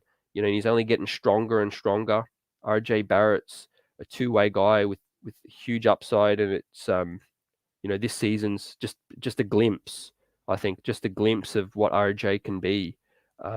His playmaking can improve. His handle can still improve. His finishing, that'll improve. His shooting's going to improve. And a shout out to his coach, Drew Hanlon. Shout out to his work ethic. Being in the gym. He's born for this. He's trying to take this thing to the next level. He's a basketball dude. It's in his blood, in his family. And RJ Barrett will be around. I don't think he's going to get traded at all. And that junk with the Zion Williamson trade and stuff like that, I just think that's not going to happen. If Zion we do trade for him, we wouldn't trade RJ for him. Julian, do you trade Obi and IQ for Bamba and Cole Anthony? Man, absolutely, I would. Absolutely. I love me some Obi and IQ, but Bamba can stretch the floor. Cole Anthony has what we need. He's a lead point guard. Even Markelle Fultz, I would entertain. Markelle Fultz, I'd entertain as well. Knicks need a fix. My wish list lineup is to get DeJounte, Donovan, RJ, Christian Wood, and Mitch. So you think Mitch is going to be around? You want to keep Mitch, a young dude on a rookie deal. He's going to have to get paid. But DeJounte Murray, Donovan Mitchell, man, it's going to be a tall task to get them here. San Antonio are struggling. So I think DeJounte, like I said, is more gettable. Donovan, I think it might be another year or two before he asks out. But he's at the top of my wish list as well. Yeah, May 4th, because RJ can't hit his free throws. It's becoming outrageous. Okay. Yeah, RJ, again, he's still young. Yeah, that was a bad part of his game 2 seasons ago, and he's improved on that. I think he will continue to improve. But yeah, it is frustrating with the free throws situation, and he's got to continue to work on his form. And salute everyone up in here strong. The tank is back. Troy, salute to you. Juju, the tank is back. Another loss, and like I said, it was a good loss. If you're to define a good loss, tonight is a good loss. Played tough on the road. Scored 40 points in the third, and then just gave it away because we didn't have a point guard. Again, the read and react offense. The other team makes a run. What can we do? We can't steady the tide. We can't do nothing about that. If we'd slowed the tempo down, maybe give RJ a lot more ball handling duties, I feel like we could have protected the lead a bit better. The Foley, the running up and down, getting up and down the floor towards the end, just played into their hands. After they got a stop, they leaked out and they ran up the score real quick, right? And if we had Derrick Rose, we probably would have won 5 to 8 more games this season, right? We'd probably be in the play-in if Derrick Rose was here. And State's letting it know he wouldn't trade RJ for God right now as well. So we're clinging on for dear life for RJ Barrett and the hopes that this franchise has of winning its next championship, before we're all in our twilight years. I need to see a championship before I become senile. And RJ Barrett's the one huge piece we have, right? We need to start thinking about what's next around him. How do we build around RJ right now? And we're stuck with Julius, LOL. I think, if anything, Julius has raised his stock. Let's be honest. Since All-Star break, we don't really know what the league had Randle's value at. Obviously, Sacramento didn't want no parts of Randle. But do you think he's raised his stock so far in these last 10 games or so? Let's hope at least, by the end of this season, Julius has some value, some decent value, so that we can entertain some more moves, right? The more flexibility you have, the better. Whether Randle goes or not, I just don't want him to be that number one dude. If he stays, I hope that we brought in someone else, that's better. Or if he goes, I hope we can get some decent value back. Otherwise, it'll be a lost cause. And Troy says, yeah, Spurs won tonight. We got to get in that 7th spot at least. I hope we do, fam. We'll look at the tankathon shortly, but yeah, we are in the 10th slot, and the Spurs are in the 8th slot right now with 26% chance of getting into the top 4. Where we're at in the 10th spot, a low 13% chance, 13.9% chance of getting into the top 4, man. And not saying we can't pick up a nice talent at 10, but man, if we could get to 7, 6, or to the top 4, that the difference in star talent from where that is huge. It's huge, right? Like I said, Shaden Sharp is an unknown mystery prospect, but he is legit. From all reports, he is legit, and I think a lot more people are gonna catch wind, and I think he's gonna get a promise to go in the top 5, which is just gonna push some more dudes down. Elton says turn Randle into a point guard and draft Jovic and then start Obi. And if Jovic pans out, he will beat Obi. He'll beat out Obi by year 2. Yeah, there is some deep talent. But it's just not superstar talent right here. But the New York Knicks, like I said, draft night, free agency, we have flexibility. We have a lot of options. How good is this front office? They're on the clock right now. I think this is their last summer, if I'm being real. If they lay an egg, then I think that's it for them. I think that is it. 3 summers, 3 trade deadlines. That's enough of a sample size to see if this thing's going, in the right track. In terms of coaching, James Dolan may step in and say, "Hey, Johnny Bryant, step on up." William Wesley's already in his ear talking about Tom Thibodeau. So it's a front office divided right now, and I think that what's best for this team. We just need to pick a direction, and we need to go there, right? For cohesion, for harmony. We're an organization on all different pages right now. We need to get on the same page, because it's showing, right? We've got young talent, we've got too many vets. Tom Thibodeau is just trying to coach for every single win rather than develop for the future, right? And we're going to be stuck in mediocrity. We'll be stuck in 9th, 10th, 7th slot forever. These other teams are moving up fast. And Julian says the tank is screwed after we beat the Kings. I still think there's enough solid, tough matchups. We play the Nets, Blazers, Wizards, Jazz, Hawks, Hornets, Heat, Pistons, Bulls, Hornets, Cavs, Magic, Nets, Wizards, and Raptors. I think there's enough tough matchups there so that we only maybe win 2, 3 more games. I don't think we can catch Indiana now. Like I said, 6 games above Indiana, but let's hope these teams out west. Let's hope these teams out west continue to pick up some dubs, or hopefully they pick up some dubs. Yeah, J Dub says we must get rid of Randle. He will eventually stunt RJ's growth, build around RJ, and get players that are on his timeline. Yep, that's what we're on. That's the train I'm on here as well. And obviously everyone's open to their opinion. This is the chat show. We shout you out. We keep it 100, healthy Knicks talk. But like I said, I've been a Knicks fan for 30 years, and I want to try something different, something that we haven't done, right? The definition of insanity is to try the same thing over and over again. And I'm patient right now because I've witnessed so much losing, right? We're not close to winning right now. So why not just let this thing slow cook organically, stack young talent, and let's see, right? We'll get left behind. And so many broken hearts in terms of free agents and trades. I honestly thought, the Carmelo Anthony trade, I honestly thought, it was a lot to give up. But I thought, okay, we've done it. Let's try and let's try and win. Let's try and win with this situation. But they bought out, they amnestied Billups. They kept Stoudemire. They paid Chandler and locked themselves in to that situation, right? And I don't want that to happen all over again. 007 Angelo, salute chat. Shout out everyone watching.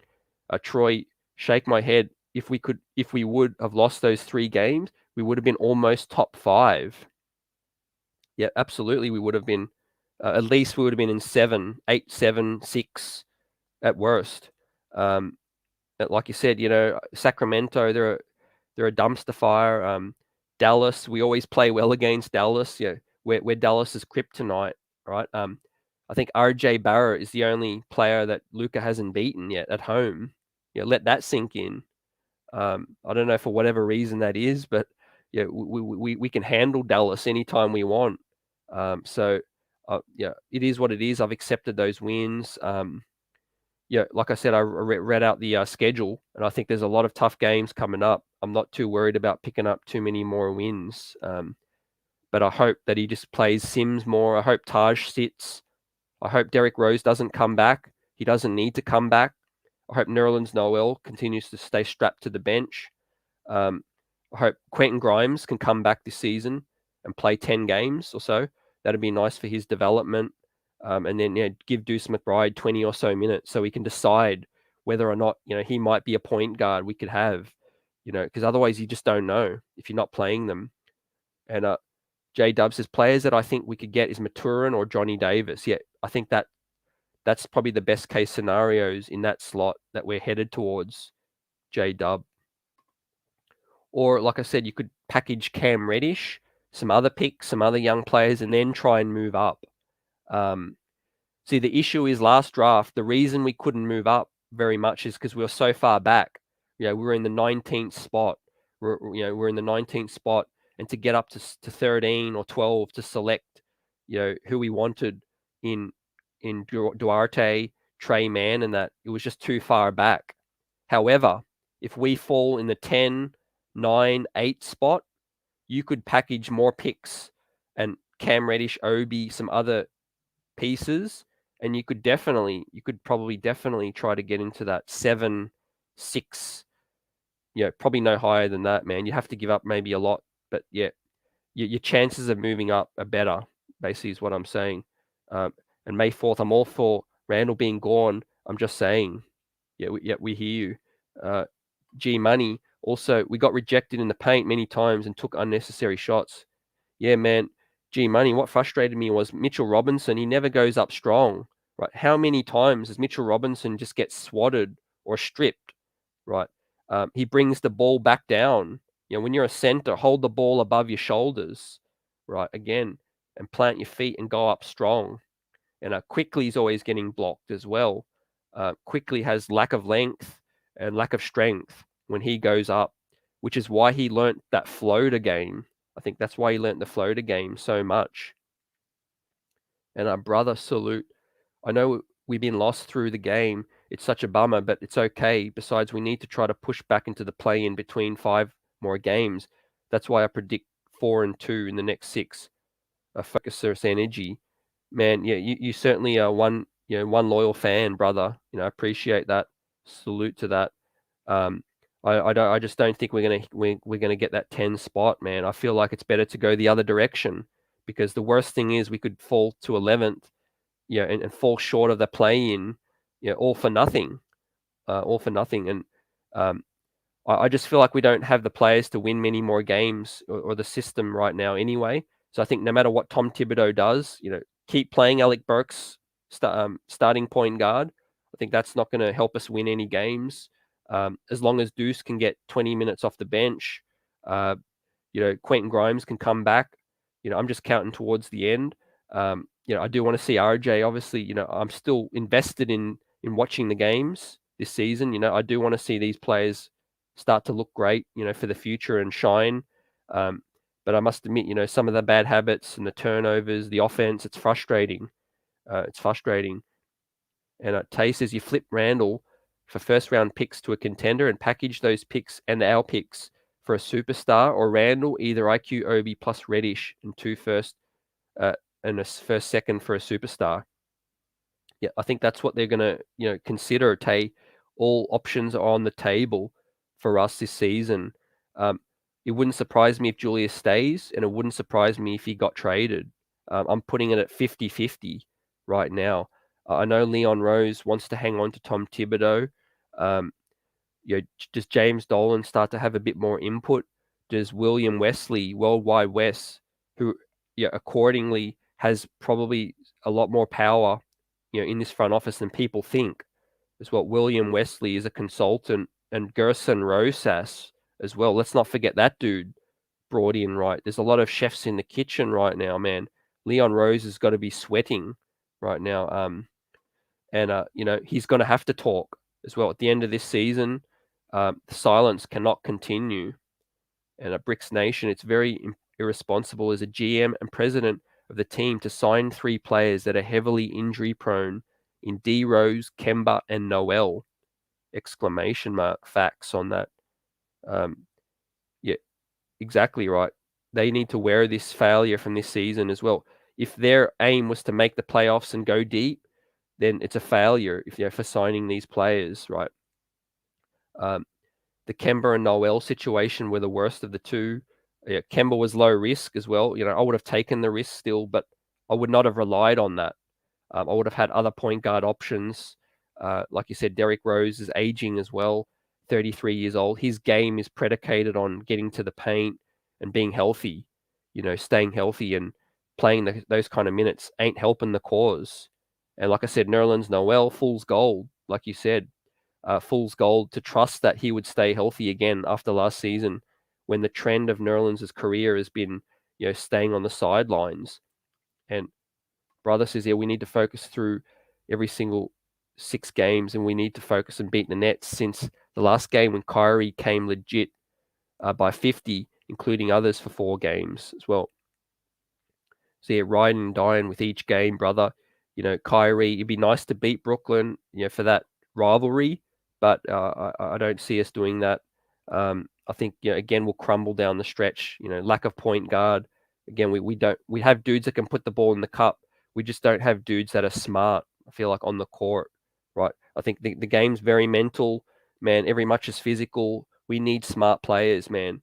Remember, if you most of us are old enough to remember the 54 win season with Jay Kidd. Jason Kidd could not move. He could barely move, but he was the smartest player on the court, was Jay Kidd, right? He put Melo in positions to have an MVP caliber season, right? And Jay Kidd was that cerebral point guard that we haven't had ever since then, I don't feel like. And that's what we need, right? We need cerebral players. 007 Angelo, here's a crazy thought. Just when we're about to get out of dead cap space of Joe Kim, we might wind up having to buy out Noel and having that dead cap space. You can't make this stuff up. LOL. man. In the words of Ron.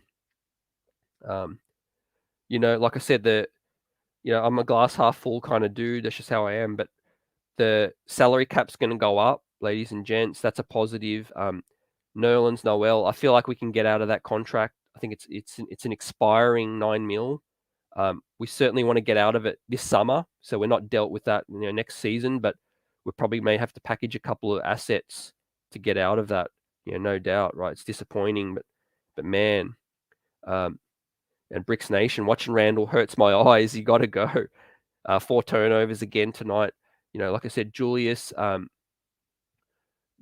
contract, I'm not mad at the contract. The per years. To me, the biggest letdown's been his regression. His regression and the fact that he's the number 1 role. I have a grievance with that. We need a better player as our number 1 option. He needs to be more cognizant of his teammates as well. He's an athlete kind of player. Again, he's not a cerebral player. He's not a dude I want to run the offense through or handle the rock. But he can get a bucket. With a great point guard, Julius Randle can be very useful for a team as well. But yeah, I agree. His play at times, it's maddening. And May 4th, keep Noel. We always got 3 or more players we don't want to play with him. We won't. We won't play. Why pay him? Keep Noel. We always got 3 or more players we won't play. Why pay him? Again, that was probably the worst deal outside of the Fournier one. the worst deal of the offseason. And a Gummy Bricks salute. They played well and would have won if McBride was the point guard. Yeah, definitely. Deuce plays D.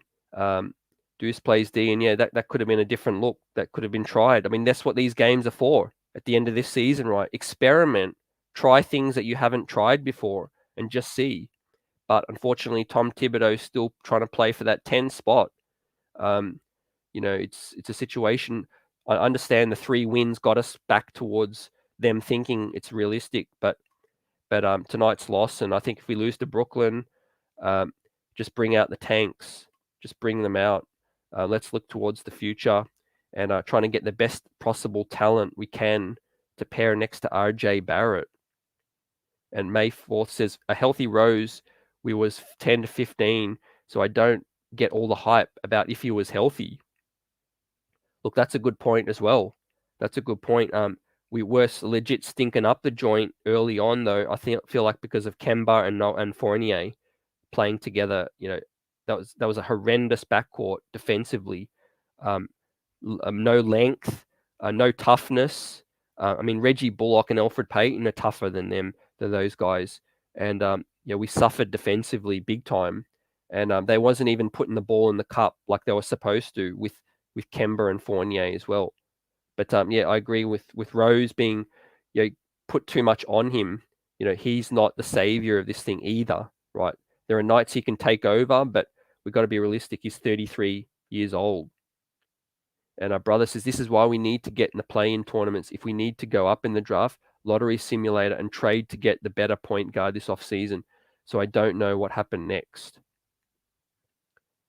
And Julian Noel only has 1 more guaranteed year after this season. It's not a big deal. Like I said, I think even at the worst case scenario, guys, ladies and gents, Nerlens Noel at the trade deadline next season would be a nice chip, a nice expiring deal as well. So if worst thing, it'll hamper us in terms of cap space, signing a free agent this season. But at the deadline next season, he's going to be an expiring. Alec Burks will be an expiring. Evan Fournier will only have 1 more guaranteed year at the trade deadline next season as well. So, even the sun can shine on a dog's ass at some point, in terms of these bad moves the front office has made. These deals are movable next season, but they're bad deals right now. Julian says their regression is one thing. The biggest disappointment is Randle's attitude as well. That's what's another question mark too. And that's what I can't quite put my head around with Julius Randle too. Yeah, there are nights he can look amazing, look like an all-star as well. But what's got into his attitude this season as well with the media? I can understand, if he's upset with fans, going at his wife, things like that. Maybe threats in his DMs. But man, handle yourself like a pro. Put all the effort you can on the court, and the fans will love you forever, right? How many Knicks players that were so flawed, but we still hold them in such high regard, in the past as well, because they gave the right effort. That's all we can hope for, right? We're smart enough as fans to know when one player's got X better skill set than the next player, but if that other player gives all his heart and soul on the court as well, we can understand that, and we're more than likely not going to boo. And 007, we're in mediocrity hell with always picking in the 8th, 9th, 10th, and lower. Leon has to package up some of those picks and move up to get that star rookie. This might be his last draft. Yeah, I can agree with the last point as well. 007 Angelo, and the first point you hit the nail as well. 8th, 10th, 9th, the Kevin Knox, Frank Ntilikina, Obi Toppins, right? Has that really helped us? Has that helped us move the organization forward?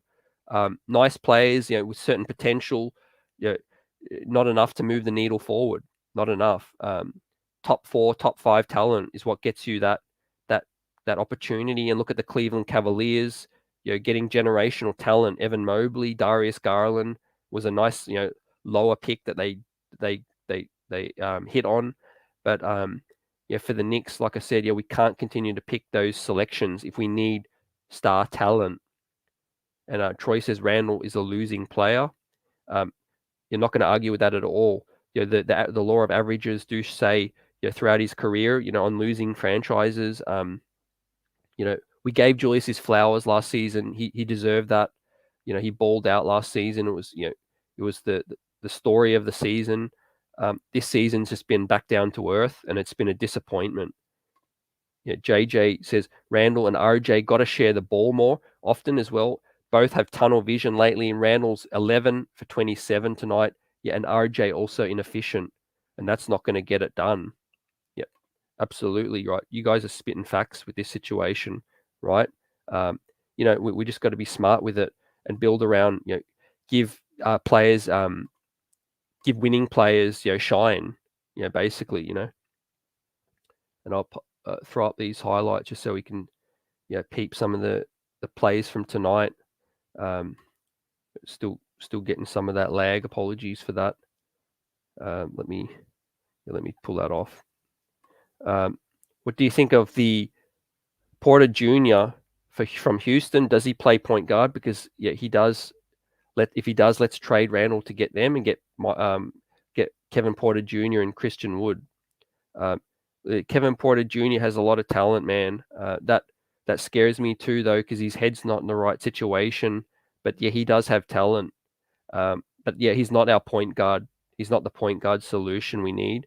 But look out for that Houston. The point you made, the Houston situation. There's a lot of turnover with that club, and look for those two names to be out of there. Definitely, they're gettable. I feel like, man. And brother says if Tib need to figure out what happened, if what went wrong through the players, and we beat the others since last time in 3 in a row. It was a good win, but we need to figure out for no measuring. Tom Thibodeau, he's coaching for his life. He's coaching to get this team into the 10th seed, brother. He's tried. He stayed up late at night. You could tell he's tried to do everything he can. He's playing Alec Burks at the point guard spot because he feels like it's the best chance to win. That's interesting. I don't agree with that at all. It's a situation where it's just there's enough sample size to say that it's not going to matter. Play the young player for the future and develop him. Deuce McBride is more of a point guard. RJ Barrett, I'd love to see him handle the rock a lot more too. And I think quickly we've seen quickly's had an opportunity this season to see we've put him in a position basically to see if he can be that guy. And I think we've got our answer for that. Quickly's not the New York Knicks future point guard.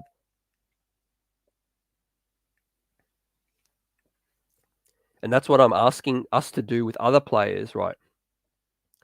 You could be mad whether Quickly's the dude we need or he isn't. But one thing I think that's been a positive is that we've put him in a situation this season quickly.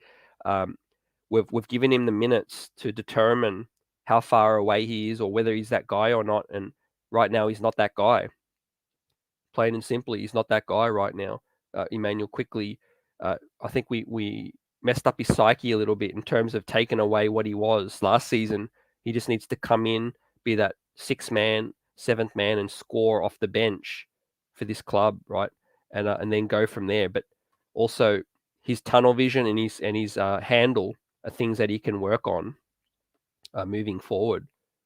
And I'm gonna pull up the tankathon now, ladies and gentlemen. It's time. Let's dive in. Let's look at the standings in the tankathon, where the Knicks currently sit in that 10th spot. You can see it here now. There we sit in the 10th spot, and you see the percentages, ladies and gents. The percentages of where we are getting into the top 4 are only 13.9% chance, right? Whereas the other night, we were in 8th. The other night, we were a 26% chance of getting into the top 4 with it, without being too far off the 7th spot to get to 32% chance of getting. So we've fallen ways back. It's a seesaw right now. You obviously look at the Wizards as well. We're only a win or loss away from the Wizards. The Lakers situation's fluctuating. They're struggling as well. The Lakers pick goes to Memphis, so that's interesting. The Portland Trailblazers have potentially 2 picks in the top 10, currently in 7 and 9. So they're a situation that I've talked about in terms of getting higher up into the draft. Portland want to build around Dame Lillard, then by all means, give them Julius Randle for one of those top picks. I'd do that. And in terms of San Antonio, I'm surprised they haven't won a couple of games, but they're 26 and 41 as well. They have a 26% chance of getting into the top 4. That's where we need to be, bare minimum, I feel like, because that gives us a solid chance to package some pieces and move up. But right now, sadly, we're in the 10th spot. Is there a chance to get higher up? Absolutely.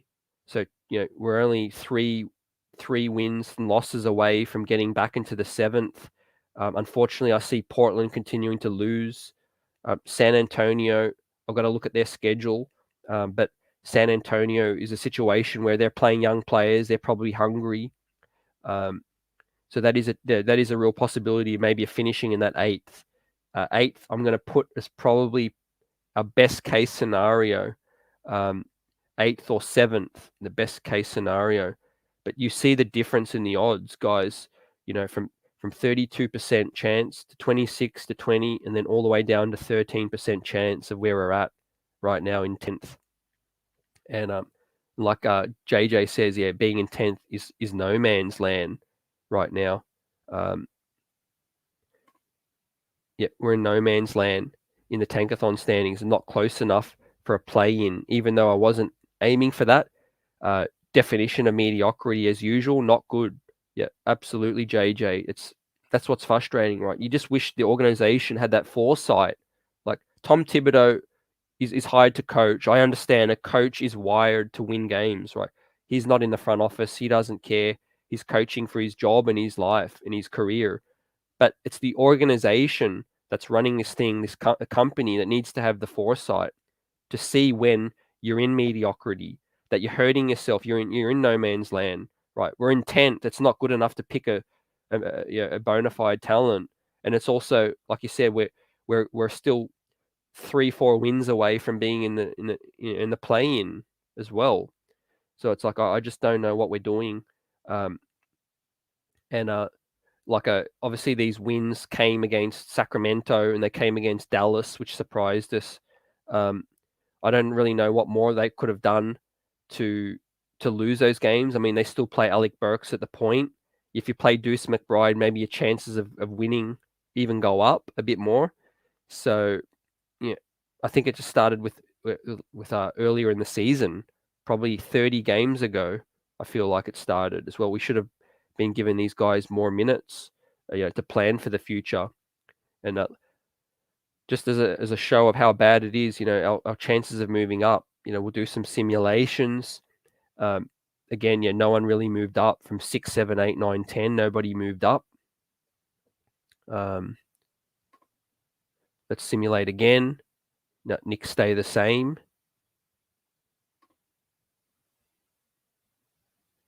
Look, we went down even. Let that sink in. In the third simulation, the New York Knicks went from 10 to 11. We went down a spot. I mean, you can't make this stuff up. Right, we'll do our fourth simulation. We stay the same. Fifth simulation, stay the same. Stay the same. And again, no man's land, mediocrity.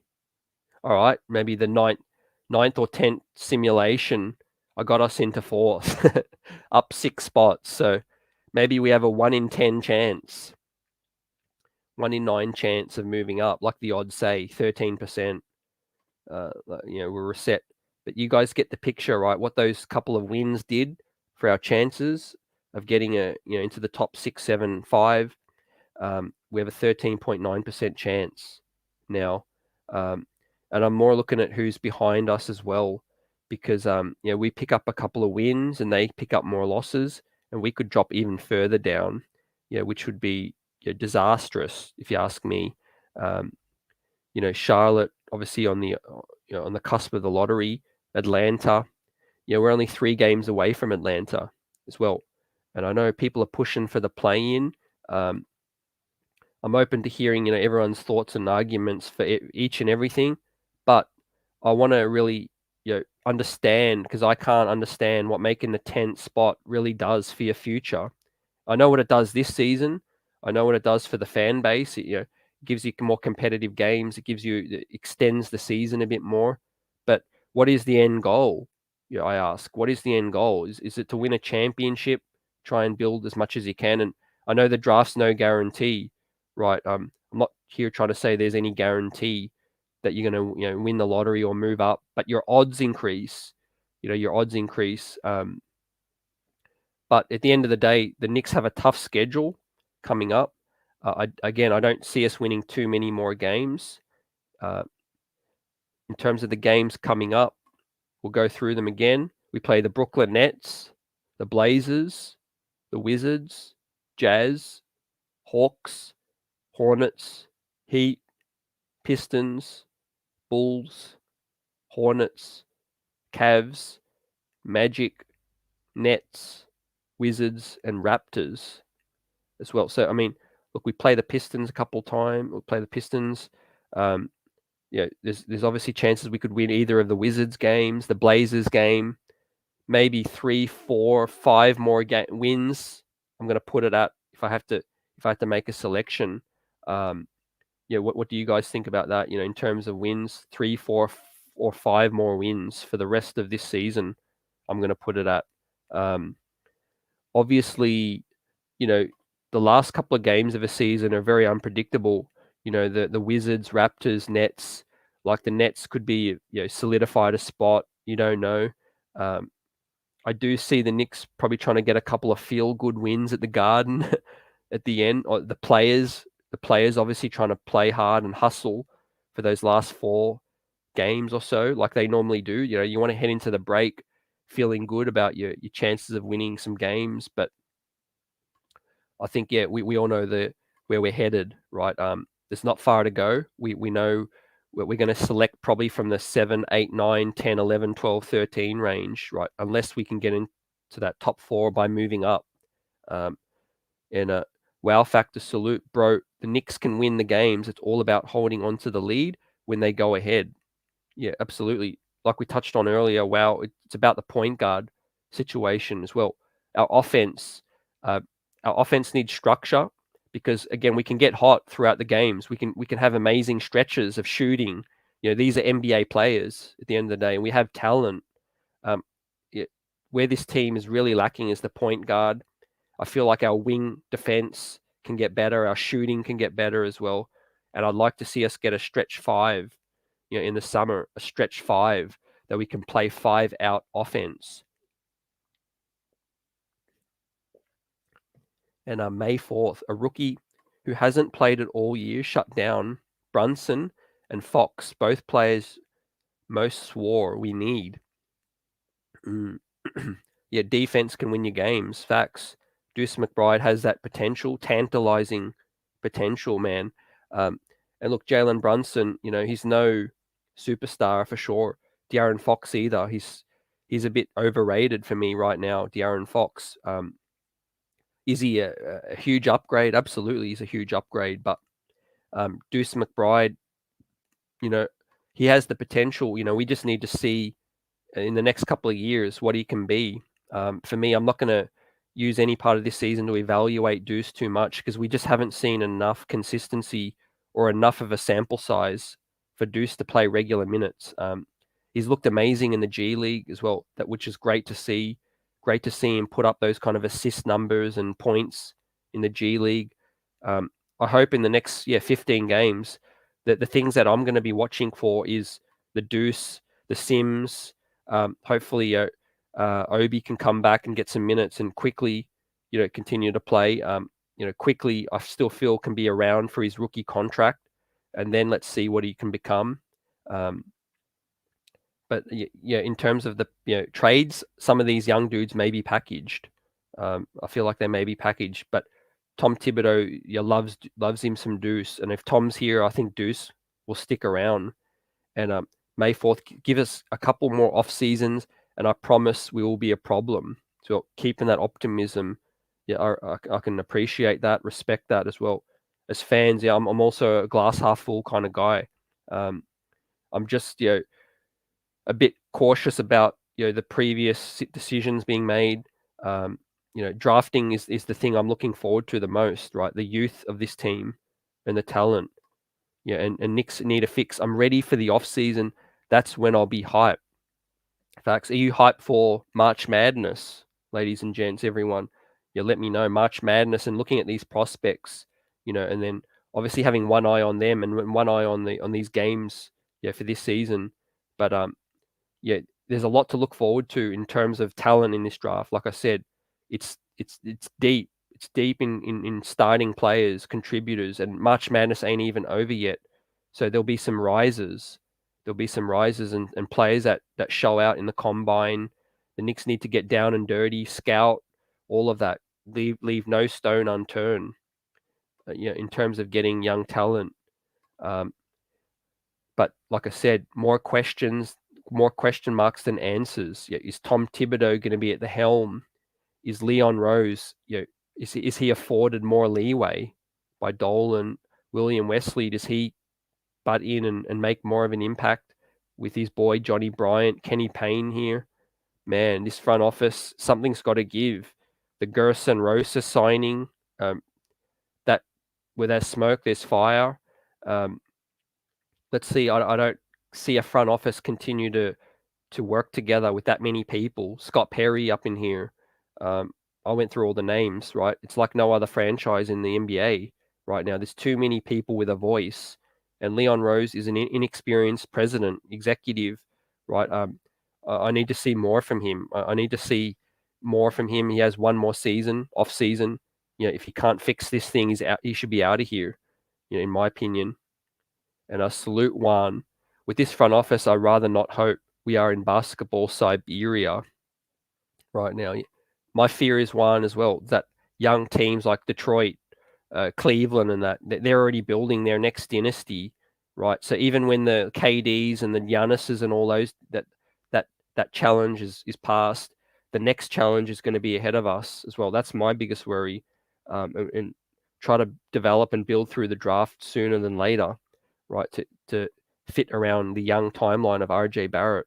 Knicks need a fix. Brunson, Fox, Sexton, Deuce are all very small point guards, and they get bullied a lot. Yep, they do. Yeah, slim. Look, Sexton can D up okay, but Deuce lacks height. He's got the size, but he lacks the height. But he's good on the perimeter. Good on the perimeter, but he can certainly get back down. So, what could have been a big point guard like Josh Giddey or someone like that? 6'6", 6'8", LaMelo, right? Those kind of point guards. Is that the new trend, the new craze?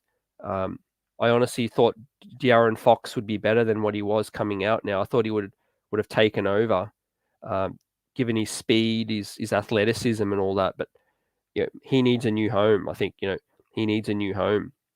And I peeped that, like Masai Ujiri said, we're not playing to make the play-in. We are playing to win a chip. Yep, that clip as well is embedded in my brain, Juan. And that's a man with a vision, right? A vision for his team, the Toronto Raptors, right? If you need to be striving for something, building for tomorrow, just trying to make the play-in. Look how many teams ahead of us, right? Even if we were able to make the 4th seed again, like last season, we don't have a team that's capable of winning a championship, right? To beat Philly, Brooklyn, Milwaukee, and that Miami, Chicago, like that's what's even maddening. Even if we were higher in the playoffs, our hopes of winning the chip wouldn't be realistic. But just to try to make the 10th seed for the sake of making a 10 seed, that's basketball Siberia. Yeah, absolutely. I really believe we missed out on big point guards, the ball bros. Yeah, Lonzo, LaMelo, Josh Giddey's another one. There's more coming. We got what's his name? In the G League Ignite, Dyson Daniels out here. He's a big guard, lead guard. There's going to be more and more coming out, right? These guys are handling the rock at such a young age with their ball handling skills. That's a huge trend. You've obviously got Simmons as well, which is a tall point guard. Brother says, yeah, I like AJG. Yep. When he played in Duke, he came cooking through the tournaments by bunch of threes and good shooting into the field. Yeah, AJG's another interesting prospect as well. I'm got my eye on him for sure, brother. Yeah, good looks for that. I just hope, like I said, I did one simulation. We moved down from 10 to 11. That's bad, man. That's bad. We need to get up into that 7, 8 at worst, right? We could get a serious talent in terms of a guard that we need. But in the top 4 would be a dream. And JJ, frustrating this is we don't know what the direction is because the front office never speaks. If we aren't getting a true star or two, I feel like we should do long-term tank to get high-end young talent we need. Yep, absolutely, JJ as well. And I know that the people get on that situation for being a losing mindset, but for me, it's not wanting to purposely lose. It's just the cause of what needs to happen in order to get good. Cleveland weren't even that bad for that very long. Like this whole stigma that you've got to tank for a long period of time is wrong. Right? You just need to be bad, really bad, for a couple of seasons and hit on those talents, and then suddenly you become so much more attractive, like Brooklyn Nets did with a young Kenny Atkinson, D'Lo Russell, Karis LeVert, Jarrett Allen. That situation. Look at Cleveland now, how attractive they're going to be for stars that might come available, right, when they get closer and closer.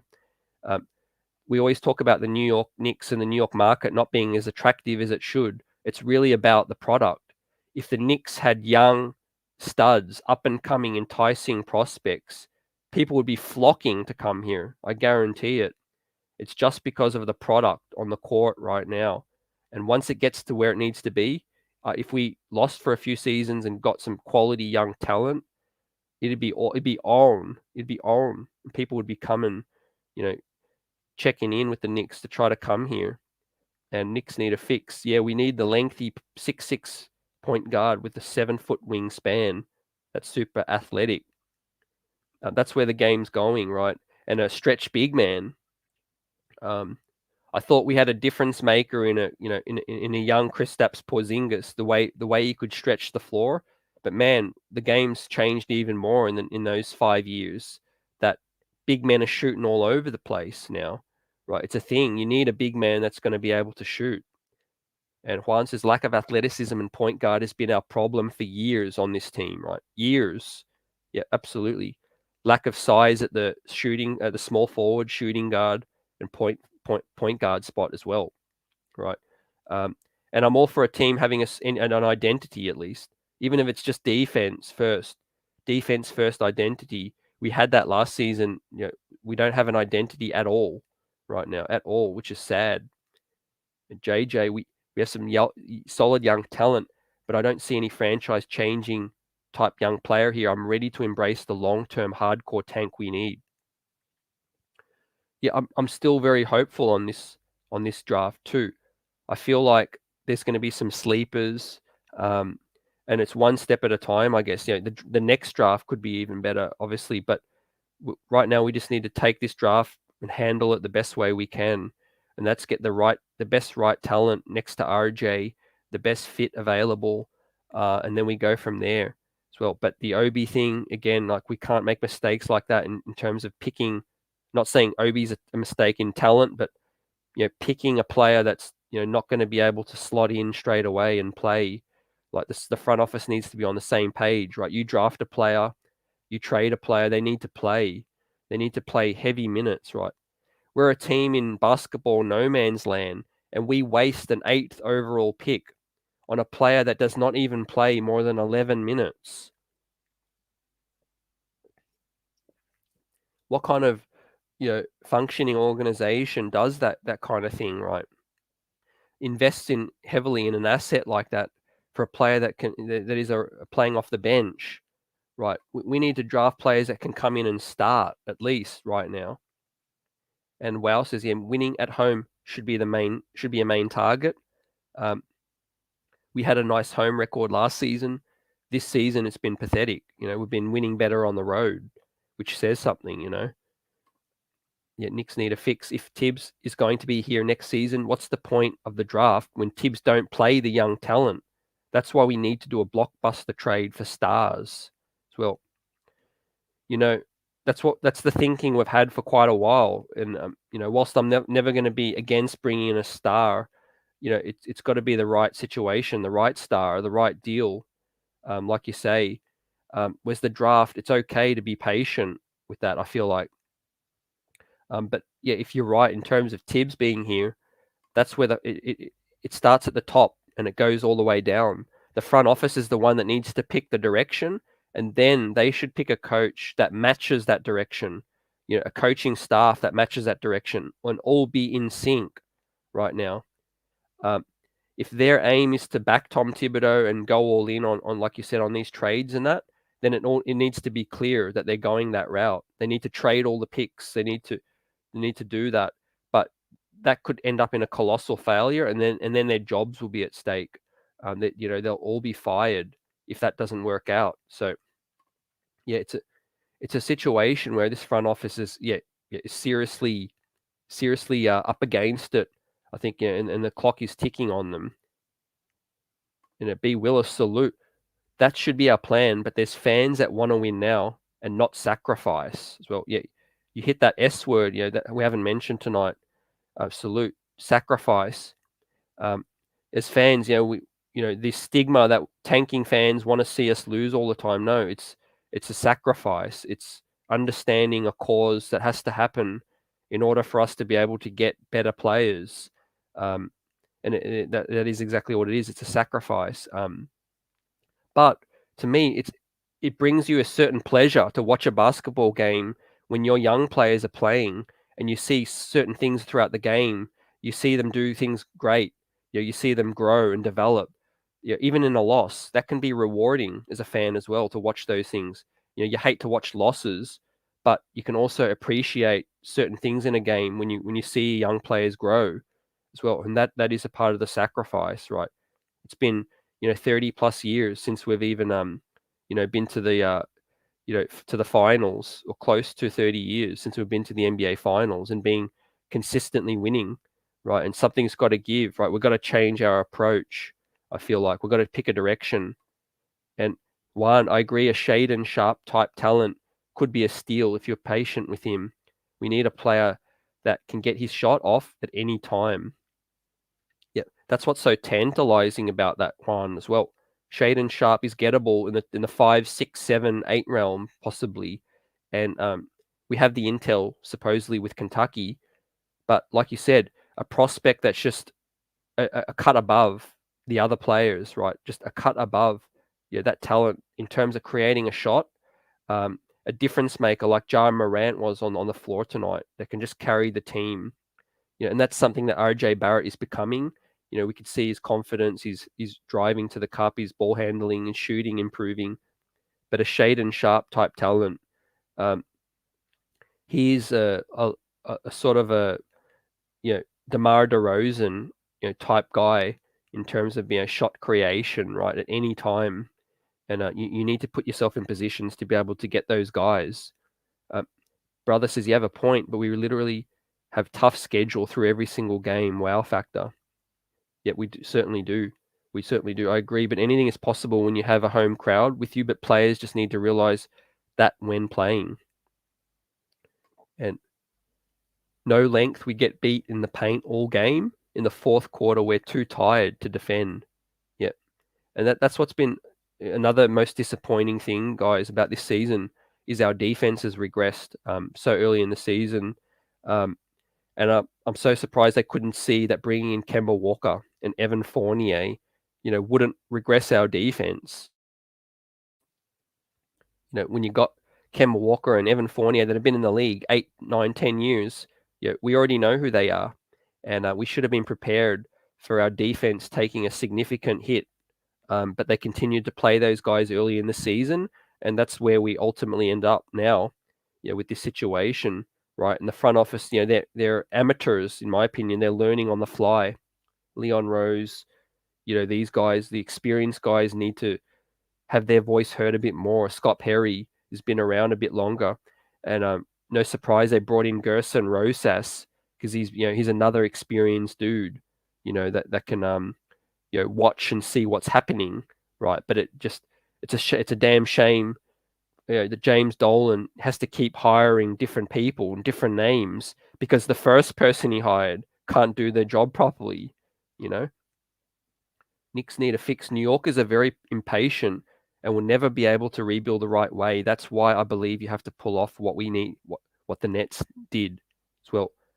Yeah, I feel like there are some patient fans, Knicks, but you're right in terms of there are impatient fans as well. They will get on everyone when losing happens, and that's why dudes panic. That's why James Dolan makes signings. Front offices panic. They sign Fourniers and Burks and Noels and Kembers because they're scared of losing ground on the Nets and the league and things like that.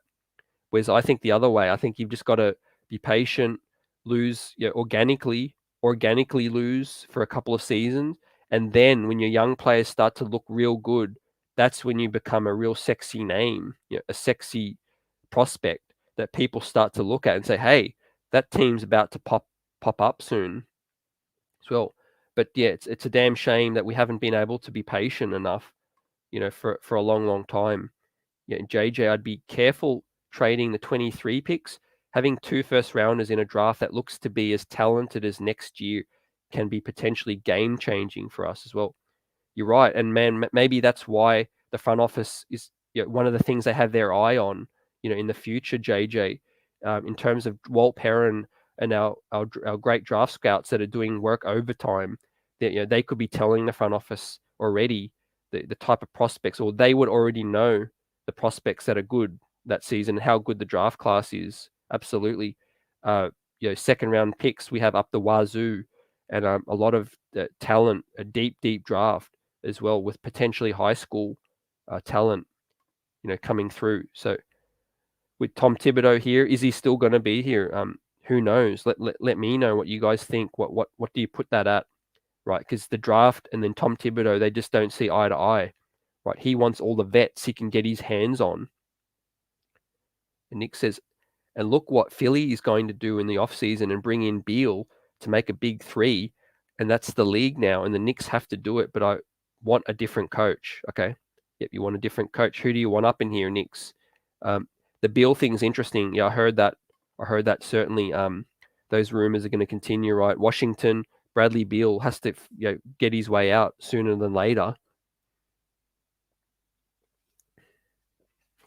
Yep. Salute one chat. Everyone up in here strong. Knicks buzz. Give the like button a shove, and we'll keep this thing rolling. This off season will be crucial for the next 5 years for this team. Yep.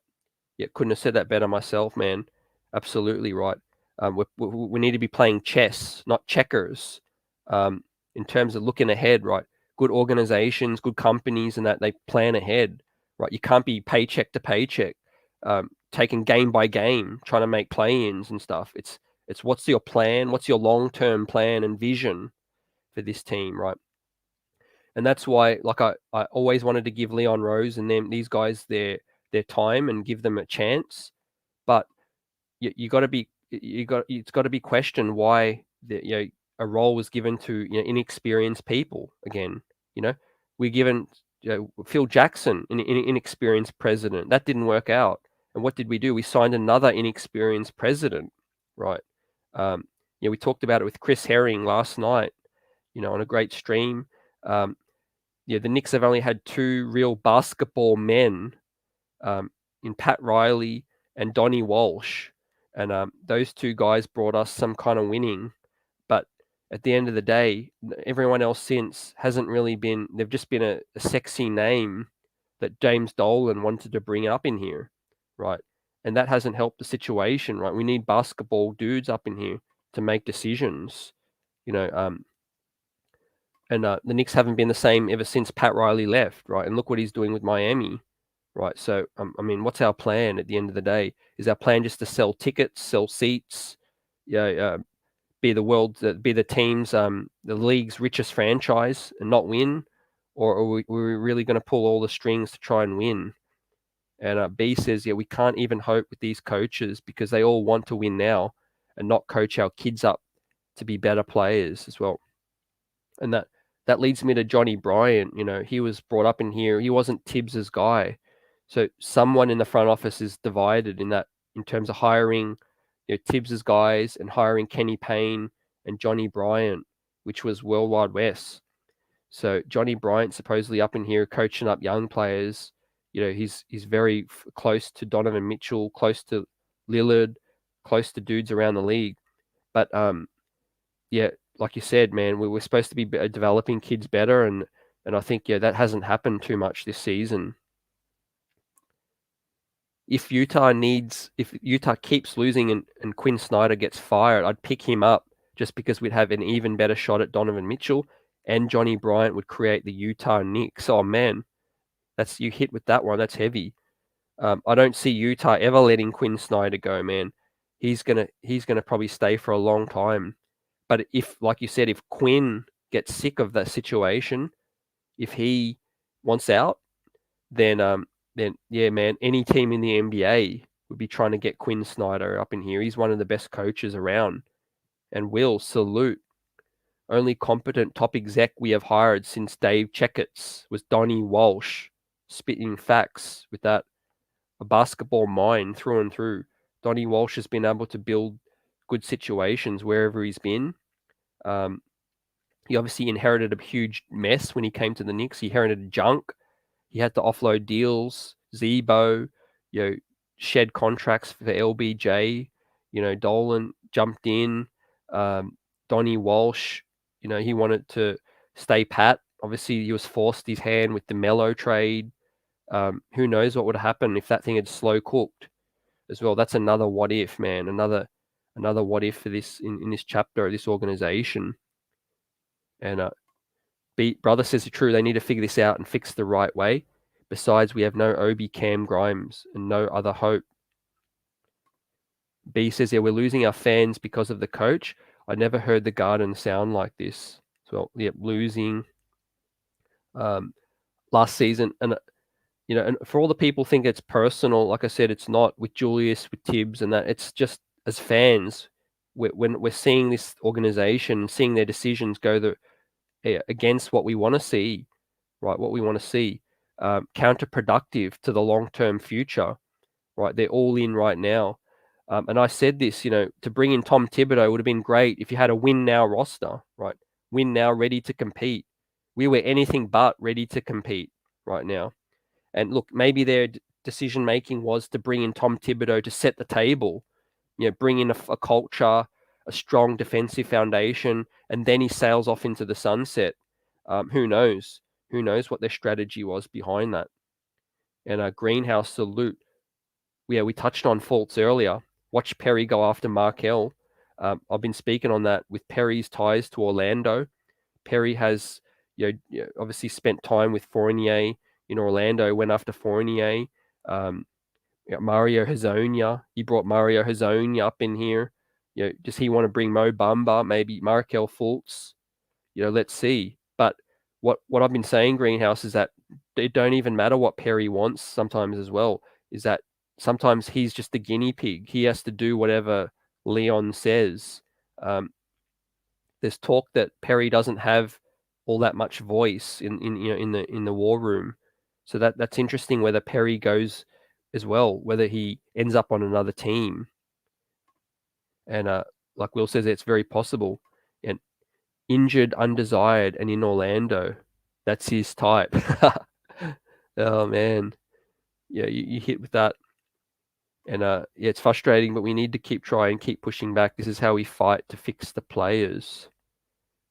And who do you think would come, or would Knicks approach in the summer? Wow factor with that.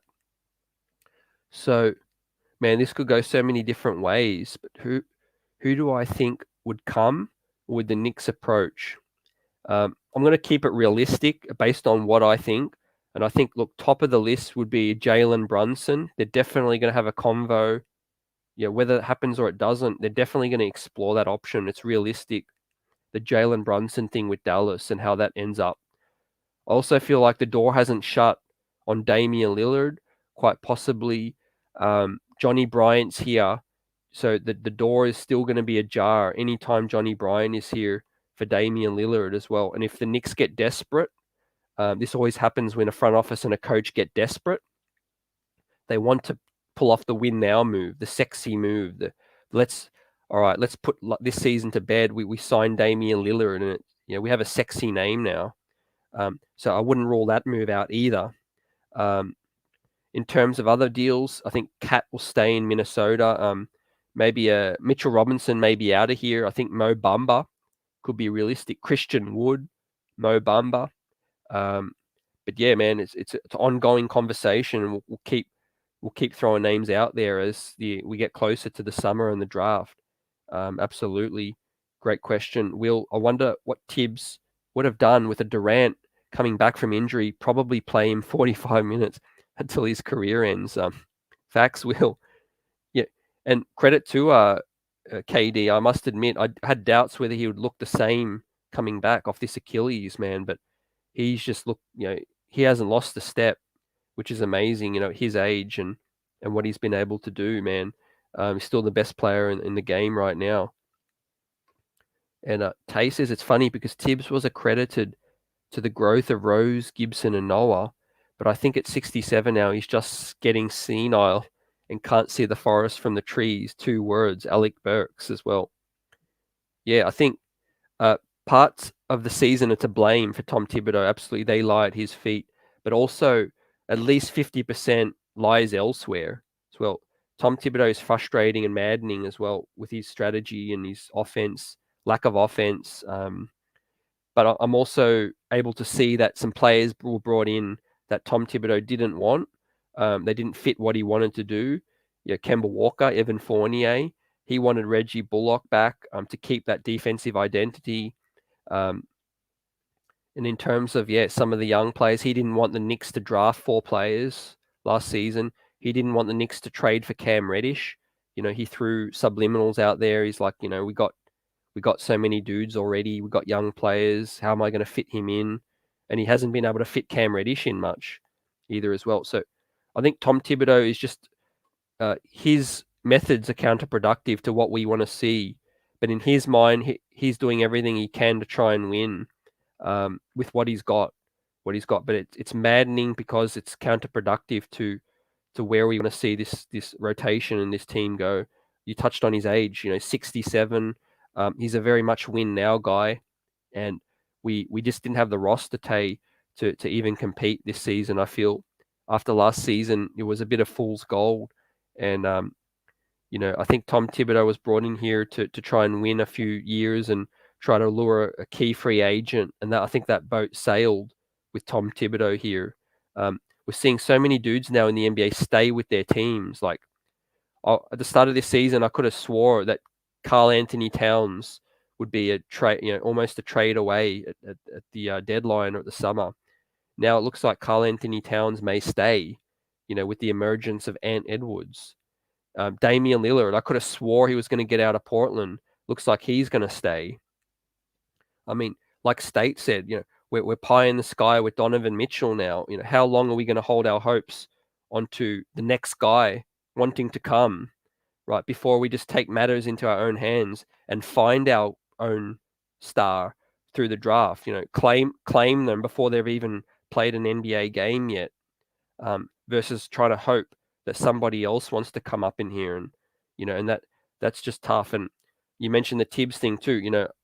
There was always question marks whether Tibbs would be a guy that would make players want to come here, outside of D Rose, and that what superstar is going to come, to want to play for Tom Thibodeau.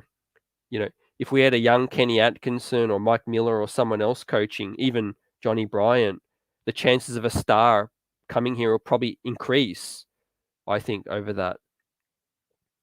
And a salute, brother. Appreciate that for that. And the chat's on fire. Salute. We up in here talking about it tonight. Jar Think Tank, tell us your thoughts on the whole situation, right? We're getting close to the end of this season. So many more question marks this front office and organization has. Mitchell Robinson is a big one. contract renewals of RJ Barrett and Cam Reddish next season. Randle, what happens with that? The front office, the coach. I feel like something's set ahead, right? James Dolan is still very much active and involved, right? He's Gerson Rosas. Like, there's no official report yet, but I mean, be honest. Who do you think came in and said, "Oh, let's go get a Gerson Rosas"? Like, I don't think Leon Rose, the president, would say, "Hey, we have all these dudes. We need one more dude to come up in here." No, I think James Dolan's still involved. Wow Factor says, would Knicks take Russ as he doesn't look settled in the Lakers? Do you think, and do you think he improves things? No, I think it'd be a situation of years too late again. Wow, respect Russ and his achievements in his career, and also Hall of Famer, and what he's done in the league. But it hasn't worked out in the Lakers. It's not going to work out with us, man. I think that boat sailed, and we need to look at some younger stars. Even if we trade the farm for a star, it has to be a star that's 25, 26, 27, no older than that.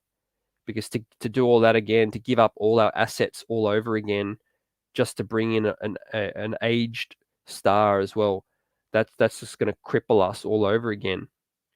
And it tells us what's the best scenario for our roster lineup and coaching starting next season.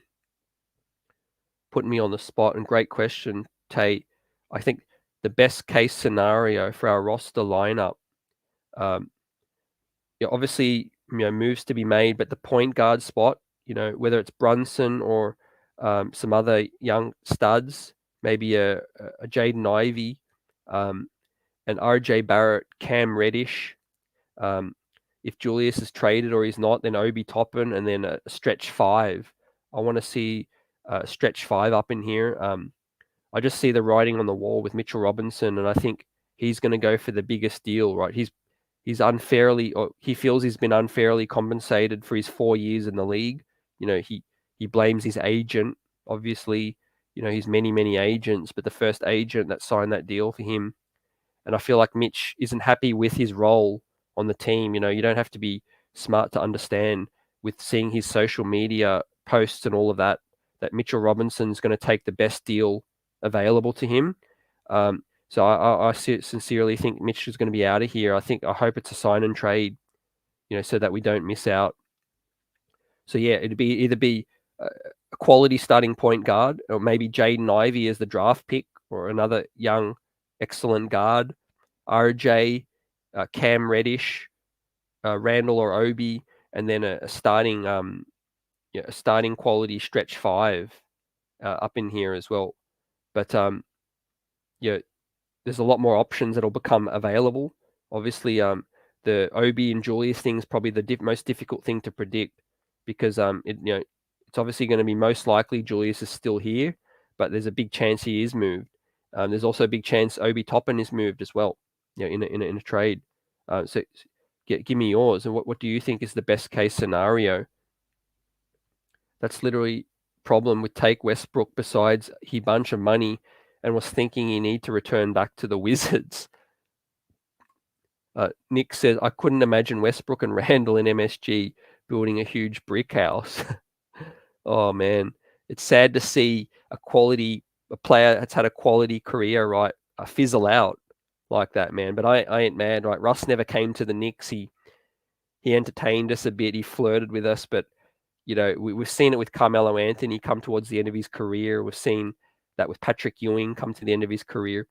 Some dudes just they drop off a cliff, right? They're a superstar, an all-star, and then they drop off a cliff. But however, with that said, respect to Carmelo Anthony. His game's aged.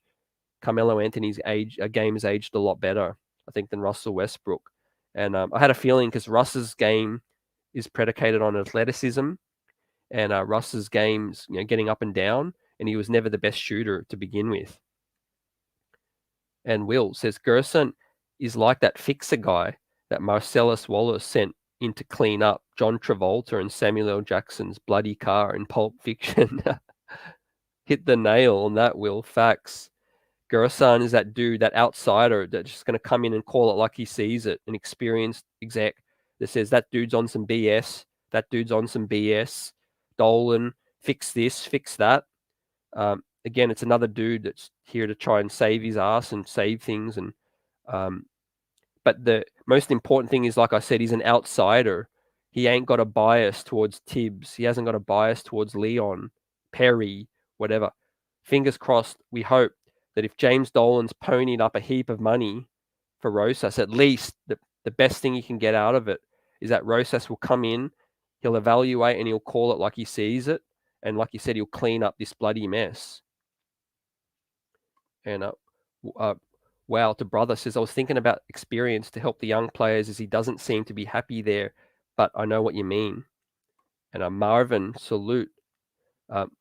All Knicks fans, winning is infectious, meaning when you taste it, you want it. These last 3 wins almost made us forget about the draft as well. Hey, no lies there, Marvin. It feels good to win. It absolutely does. Especially in the NBA, there are certain teams I just love beating, and you get that win over them that night, and you stick it to their players. You stick it to Luka, who was whining and moaning all night long, and seeing a motivated Julius Randle play at home, put up 46 or whatever it was, see him at peace, playing in front of his mum and his family, and that's a great story in terms of sport. As a fan, I was disappointed we don't see that all the time. We don't see the effort players get up each and every game. I know it's 82 games a season. It's a long, long season. I think any NBA team is capable of beating any team as well. But what's maddening is the inconsistency, of this thing in the situation. And brother, you also got to point Marvin's from perspective. Absolutely, man. Winning 3 in a row. This show, would have been very similar, but it would have been a few different talking points. Absolutely. If the Knicks had won tonight and the Knicks had picked up 4 in a row, I had my headline, my thumbnail, everything planned. It was going to be Knicks hot, Knicks coming in here hot, what to do, with that situation. But we went through the schedule, and it don't change the fact that the games coming up are tough. Brooklyn, Cavs, we have a heap of tough teams coming up. I don't think it don't really matter who we'll play next. I don't see us winning any more than 5 more games with this situation right now. And we just left it too little too late. If we were in the 8th spot or the 9th spot right now, I'd be okay. Like, I can understand pushing for a deeper playoff seeding. I can understand that. My biggest fear is we're so far back that we make that push and we fall short by 1 or 2 games. And then what? We end up in the 13th selection, the 14th selection, and we just miss out. So that is a situation that's even more further into basketball obscurity. And I just want to see this team pick a direction. I want us to see either go vets and sign superstars that's actually going to help win, not sign bad superstars or aging stars. Or I want to go the other way and just develop the best young talent available, right, to build for the future as well. The whole being in between the 9th, 10th, 8th spot, 7th, it's tough. And we've done it for way too long. And last season, it's unfortunate that having such a feel-good winning season has come at such a price. It's come at such a cost in terms of this organization thinking that they were closer than what they were. Signing, giving money to Nerlens Noel, paying Evan Fournier and the like. And we have so much young talent that we can't play enough of. And in a way, I actually heard Tom Thibodeau's subliminal when it was a cry for help. When the Knicks traded for Cam Reddish, you could hear his tone. And he said, I've already got so many guys. I've got Alec Burks, I've got a rotation. And you trade for Cam Reddish and give me him. And it's like, okay, like I like Cam's upside maybe, or I like Cam, but what am I expected to do? Knock out Grimes, knock out Burks, and just play Cam straight away. Tom Thibodeau, it's been a complete mess in terms of everybody not being on the same page, because the front office clearly didn't go to Tom and say, hey, we're trading for Cam Reddish, play him. We don't care. Your job's safe. We don't care for the wins and losses or Burks or whoever, just play Cam Reddish because we're trading for him. It's just weak at the moment. They traded for Cam Reddish, and they just let Tom Thibodeau make up his own mind about it, right? And like Marvin's saying, you have to choose a direction as an organization, guys. Absolutely right. We have a roster that's half rookies and sophomores, and another half that are like towards their contention time of their career. And it's sort of, we don't know what we're doing. It's almost like we're scared to bottom out, but we're spending all our money to try and be relevant, but we're barely relevant, right, with the playoff situation. And Will says, I wasn't understanding the comparisons to last year. We went from like 6th to 4th with a streak. We are 12th as well. Yeah. Facts. And brother says, in my opinion, we need to trade someone who's literally bad in this season and trade Kemba with no salary, Cam. Besides, the draft is tough and we need to measure from March Madness to get someone from. Yet evaluations continuing, brother. This front office knows they're in a tough situation. They're in a mess right now. Like we touched on the Gerson thing, Dolan's around. This thing just can't continue on too much longer because Dolan paid Phil Jackson. He had to sack Phil Jackson, pay him that money out. He's paying Joakim Noah still. Leon Rose and that he needs to, may not want to fire them, but he needs to put the kibosh on them and say, hey, all right, you're here for a couple more years. This is what needs to happen ASAP. And Nick says, I know some contending team in the offseason will take on Evan's contract. Yep. Yeah, look, 1 year down into the contract, Evan Fournier, his play has steadied out. It's leveled off. Again, he was in the biggest plus tonight out of any player. He was plus 16, in a loss. So Evan Fournier can stroke it. He'd be more complimentary off the bench.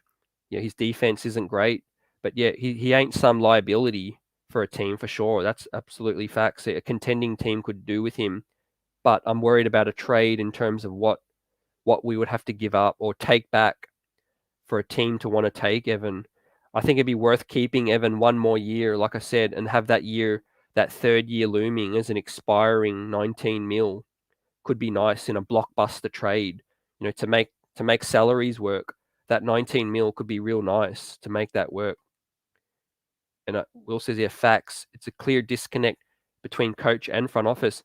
They haven't made Tibbs' job any easier. Yep. And that's why Tibbs actually has a legit gripe. Tibbs has his sources through the media, you know what I mean? And, for me, I think Mark Berman and Tibbs go way back. You could read the subliminals when you read the New York Post. And Tom Thibodeau's been, unhappy with some of the things. The Post always puts out the news that Reggie Bullock was wanted back. Mark Berman's told us that Tom Thibodeau thought he was going to have more say with personnel decisions, and he was surprised that he wasn't consulted as much as he would have liked as well. So you hit the nail, Will. There is disconnect, but in terms of the front office, they want to do what they want to do. They want to pull rank and make their decisions themselves. But it's unfortunate because Tibbs is their guy. Tibbs is literally Leon's guy, and they should have been on the same page from the very beginning, right? So God knows whoever pushed for Evan Fournier, whoever decided not to bring Reggie back instead and pay Alec Burks, all of those things, they were counter to what Tom Thibodeau wanted, right? So somebody has to take the blame for that, right? Tom Thibodeau didn't want Kemba Walker, but there's reports that the analytics guys pushed for Kemba Walker. The analytics guys probably got too obsessed with the Atlanta series and our lack of offense, right? But they didn't regard the other parts, the other, dominoes that would fall. And Marvin, to me, today's loss hurts more than the 7-game losing streak, guys. We might lose our draft capital as well. In terms of the wins that we've had, it certainly hurt our draft stock, Marvin. But I think we're going to lose plenty more games to come.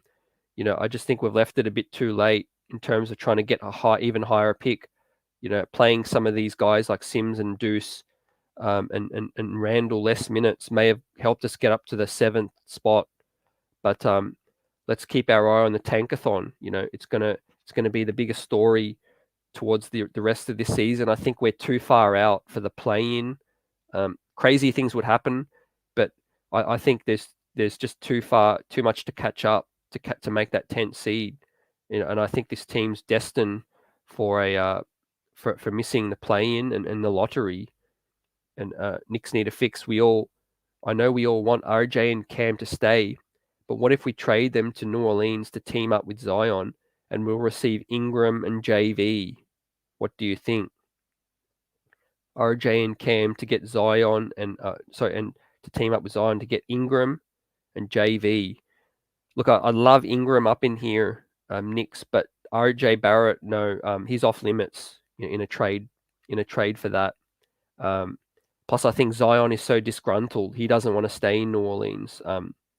Even if you gave him RJ, I still think Zion wants to get out of New Orleans. So I think it'd be the most likely thing would be the opposite, and I think Zion wanting to come here. But I'd love to get me Ingram, but I wouldn't be able to include RJ in that, man. I'm keeping RJ out of that deal. I know Brandon Ingram's a bona fide small forward that we need, but RJ Barrett's a building block, and we need some stability up in here. We need one of our players that's going to be one of the longest tenured players. Because the most insane thing is that RJ Barrett, Mitchell Robinson is the Knicks' most longest tenured player, I think, and he's about to maybe has 1 foot out the door.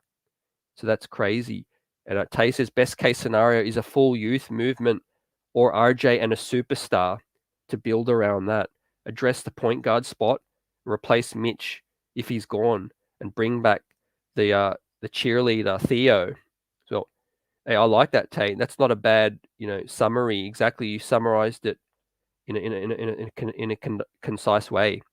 The best case scenario is either go full youth movement or you actually land a superstar with RJ and build around that. Address the PG situation, and you replace Mitch if he's gone. Like I said, with a shooting stretch 5, hopefully. JV, that name's been brought up quite a few times. Jonas Valanciunas tonight. He'd be a nice stopgap. He can stretch the floor. And Theo, like you said, for chemistry. Shah Gunner, salute. RJ for Donovan. Look, that'd be a tough trade. That'd be tough. Definitely, I'd love to get me Donovan up in here. And certainly he's a better player than RJ Barrett. So, if you got to do it, you probably got to do it. But I'd love to see RJ stay and build around him, build around RJ. And Nick says, D-Rose healthy, Grimes healthy, Ingram, Randle, and Valanciunas for next season as well. So yeah, a lot of people looking towards next season.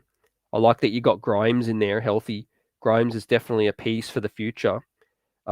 Ingram, I'd love to have up in here. Randle, Valanciunas, yeah.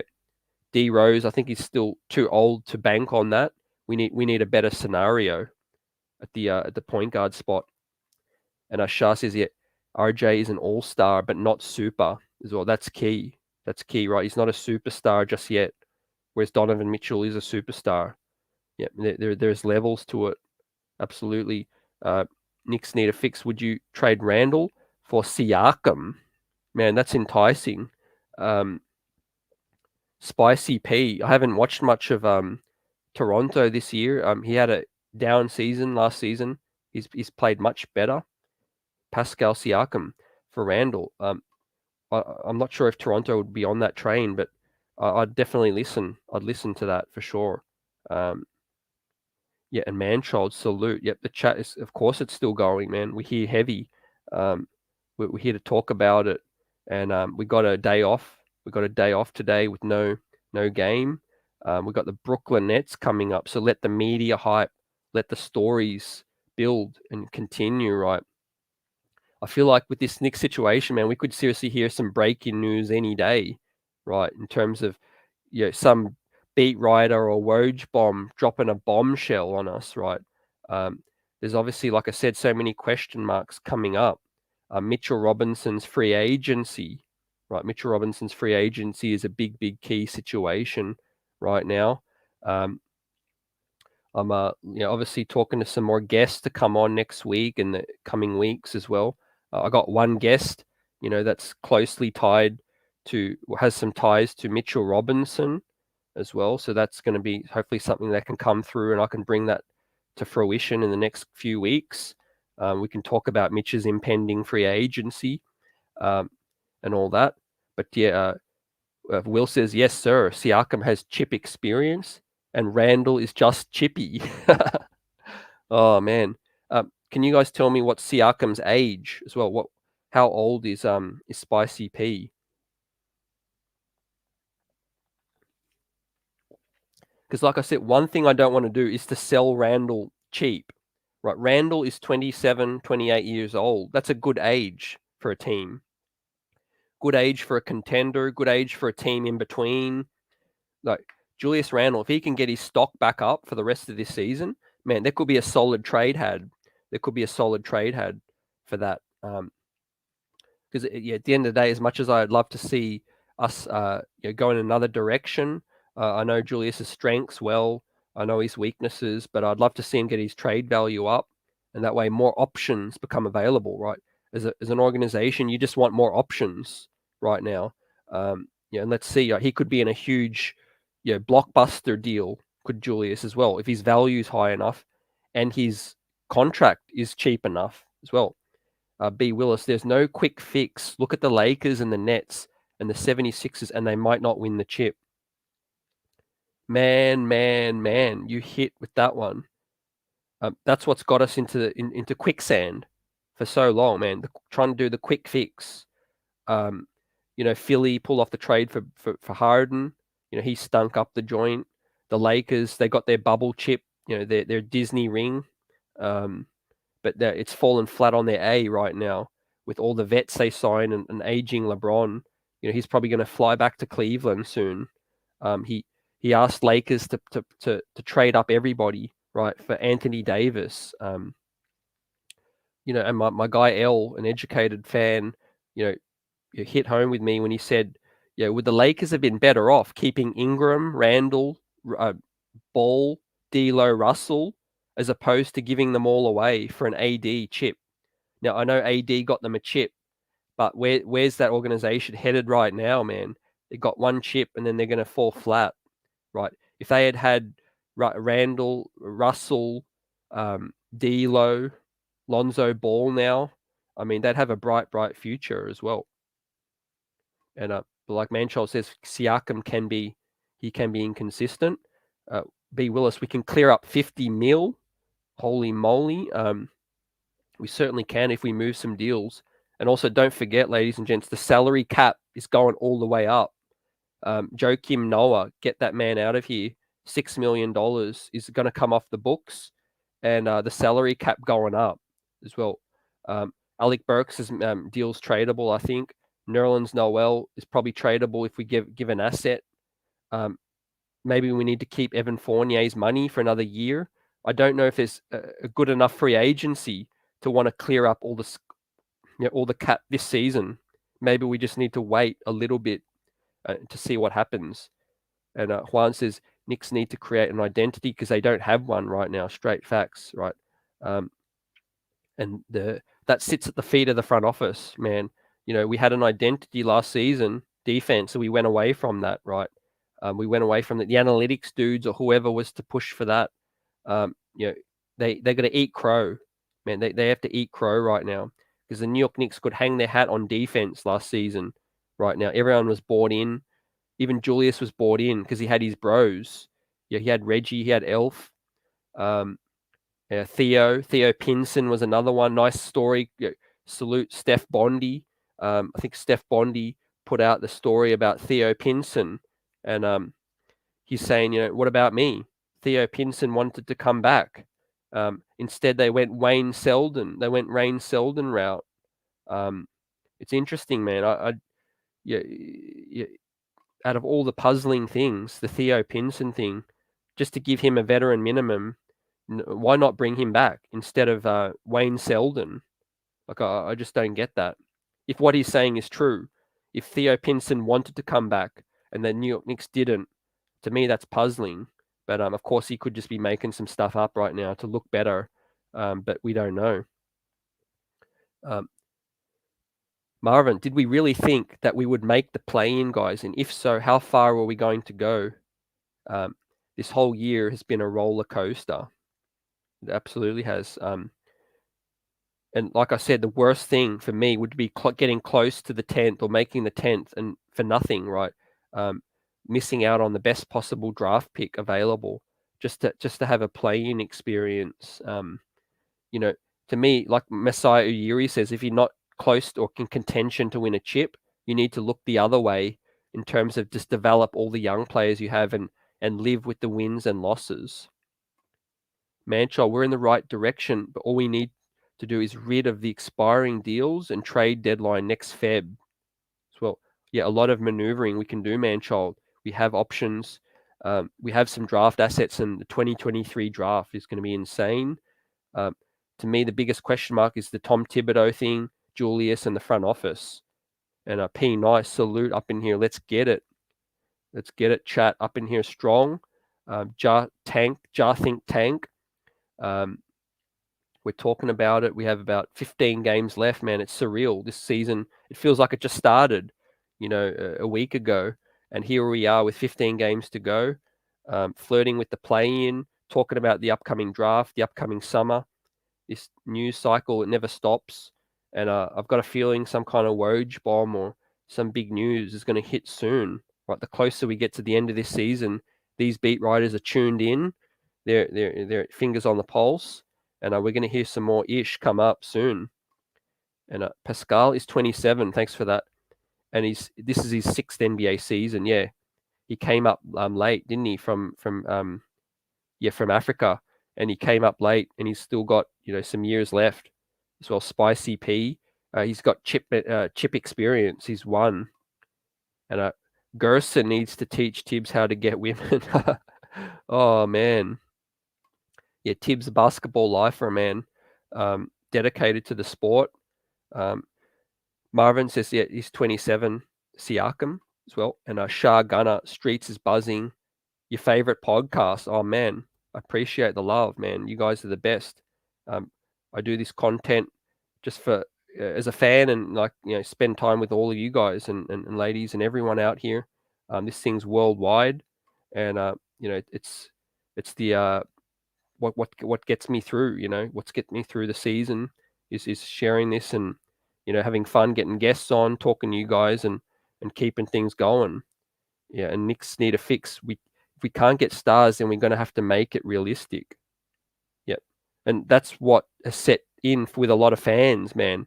We have gone for the pipe dream, pie in the sky thing for so long that I've spoken to even young fans now that have more realistic expectations just because we've always gone for that sexy name. We thought David Fizdale, let that sink in. We thought he was going to be able to pull some strings to get someone up in here, man. We keep getting sold a bill of goods all the time. And we just need to keep it realistic.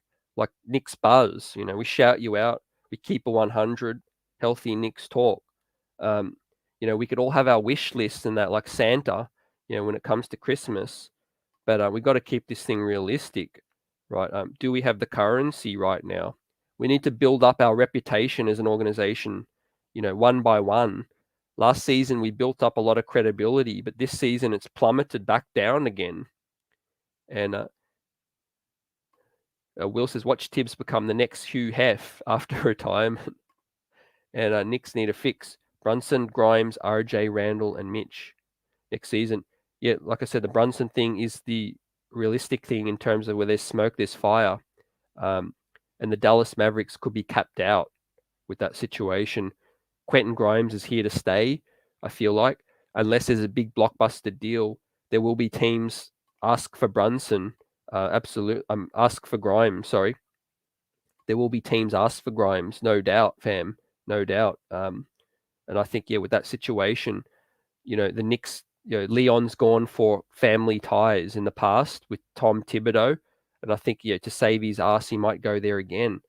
And Manchild says, if we can draft Ty, then there is no need to go after Brunson. Yep, that's facts as well.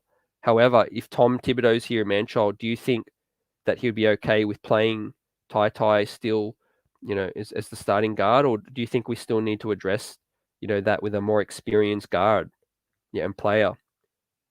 And well, if we're waiting with Evan, then the lineup is with Brunson, Evan, RJ, and Randle. And is Ty bigger than Brunson? Yep, he is. Is he the guy, Julian? Remains to be seen. But he's 6'3". Brunson's 6 foot, so he's bigger. He's not athletic. He's he's more calculating. He's more shifty. I've got to watch more March Madness, man. Let's keep talking about it. But Ty will be in the range we're looking at. It's looking like he will be in that range. But you know what we got? We got our asset in Walt Perrin. He's our biggest MO right now. James Dolan spending some wise money. Our draft scouts have got better, no doubt. We wanted to move up to get Duarte, Trey Mann. I feel like this draft, man, this is the ultimate draft where your draft scouts set you apart from everyone else, man. This is the draft that says there's no superstar. Okay, then your draft scout, Walt Perrin, you're up. Get us the dude that stands out from the pack, right? That the other teams haven't got, right? And keep this thing a secret. Don't let this thing leak out. And Tay says, who would you rather, Zion or Don? That three-headed Duke monster would be something to see, man. Yeah, Donovan, absolutely. The Zion thing, I'm not too high on that. What has he shown me lately? He hasn't shown me much. It's all potential, and it's all box office and things like that. But Donovan Mitchell's established. Like Zion Williamson is still yet to be established. But yeah, I could see the Duke thing seriously happening with Cam Reddish trade, right? This front office might be trying to play chess with that. And B. Willis, Noah and Kemba and Taj Burks. Yep. We got to get these guys out of here for some flexibility. Because if we go through that list, right, Quentin Grimes should replace Burks' role. Taj should be a veteran, should be a mentor off the bench. Kemba should be replaced by a Brunson or a stud guard in the draft. And Noah should be replaced by either we sign Mitch or Mo Bamba, or someone like that. And Cam Reddish is obviously going to stay, I think, one more year before we have to make a decision, unless a move too good to be true comes up, and then I could see Cam Reddish having some serious trade value. And Hoops Hype says Taj's contract is not guaranteed next year. I appreciate that, Jewel. Taj, apparently did sign a 2-year deal with the exception, but $5 million. Yeah, you're right. Maybe next season ain't guaranteed, so that'd be nice. Let's move Taj further down the bench, in a street clothes, and clear of the way, clear of the roster. And Ty or Ivy. So far, Ivy's a level above in terms of projection, in terms of potential, man. But we need talent up in here. I wouldn't be mad with either. Wouldn't be mad with either right now. We just take the best available dude, and then we go from there, man. We go from there. And we need to fix Ivy all day. And Shah says that. Why don't we want Zion when Duke never? Why do we want Zion when Duke never won with RJ and Cam as well? Yeah, you're spitting facts with that. Like I said, it'd be too risky.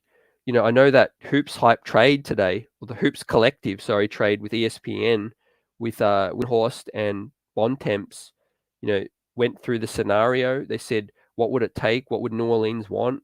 RJ picks, all that. I'm thinking, man, what has Zion shown us lately?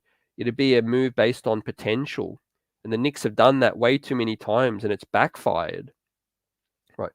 If we were to move some of our young assets and it didn't work out, we'd be back to square one all over again, like we did with signing Amari and going all in with that. Right? So we aren't in a horrible situation. We have flexibility to move forward. We're further from contention than we hoped, but we ain't in a bad situation in terms of options. We can make some moves. Right? We could cripple ourselves if the Zion thing backfired.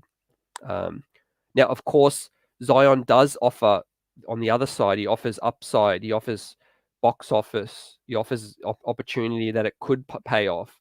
He could get himself together and all of that. But I'm willing to sit this one out and just wait, force his hand, basically wait till Zion becomes a free agent. And once a Knicks, salute up in here. Appreciate everyone coming up in here. Let's get it. Wouldn't trade RJ at this point, man-child. Yep, facts, right? Like I said on Mitchell Robinson being our longest tenured Knick. Our longest tenured Knick is about to become an unrestricted free agent. I mean, might be out the door. So what does that symbolize? Lack of consistency. There's no consistency in this organization, right? If we were to just trade RJ Barrett, there'd be no consistency at all. And also the Charlie Ward curse would continue. And how ironic that if Mitchell Robinson doesn't come back as a Knick, he was going to be the dude to break the Charlie Ward curse, to re-sign a second deal with the Knicks after being drafted. And he's 1 foot out the door right now, possibly. So let that sink in. And the Knicks aren't looking for an injury-prone big man. We need a franchise PG. Absolutely, man. It's been I was in diapers since we last had a PG. It feels like it's just been way too long to not address one of the most important positions on the court, if not the most important. And I touched on, I did a throwback to Jay Kidd, 40 years old last time, earlier in this show. 40 years old, was the most cerebral player on the court. So, yeah, we just need a floor general. It don't matter if they're athletic, if they're a great shooter or whatever. If they're the most cerebral player on the court, they can run the team, they can get us organized. We need that, right? We collapse at the end of games. And P. Nice says, yep, Mitch is gone. Sign Mo and call it a day. Yep, we need Scott Perry to get onto that ASAP. Can you guys tell me who's Orlando starting center? Is Mo Bamba expendable for them?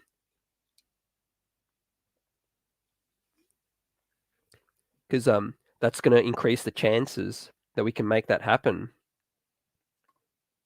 And in terms of Mitch Gorn, like I said, all the signs are pointing towards he wants to get paid the highest possible amount. He don't care which team it's with. His agent signed him an awful deal. Let's just say it what it is, man. When Mitch got drafted or signed, his agent then should have been fired, right? Mitchell Robinson, what's the point in signing a long-term deal for stability when the value is only $1 million a year? Like, he could have just made it a 2-year, $1 million a year deal, and Mitch would have been a free agent 2 years ago, a year ago. So he's looking to get paid. He's upset with obviously the role on the team. He didn't really strike me as a New York guy to begin with, like does Mitch. I'm glad to see his growth. As a player, as a young Knicks player, I'm glad to see parts of his game grow. Do I think he would deserve 14, 15 mil a year? I think, yeah, in the NBA's market value, Mitch deserves that. But do I want us to be the one to pay that? I prefer to look in another direction in terms of a more rounded skill set. A more rounded skill set. Mitch's game is a throwback. Without a solid point guard, it ain't going to help. Committing $15 million to that, I feel like.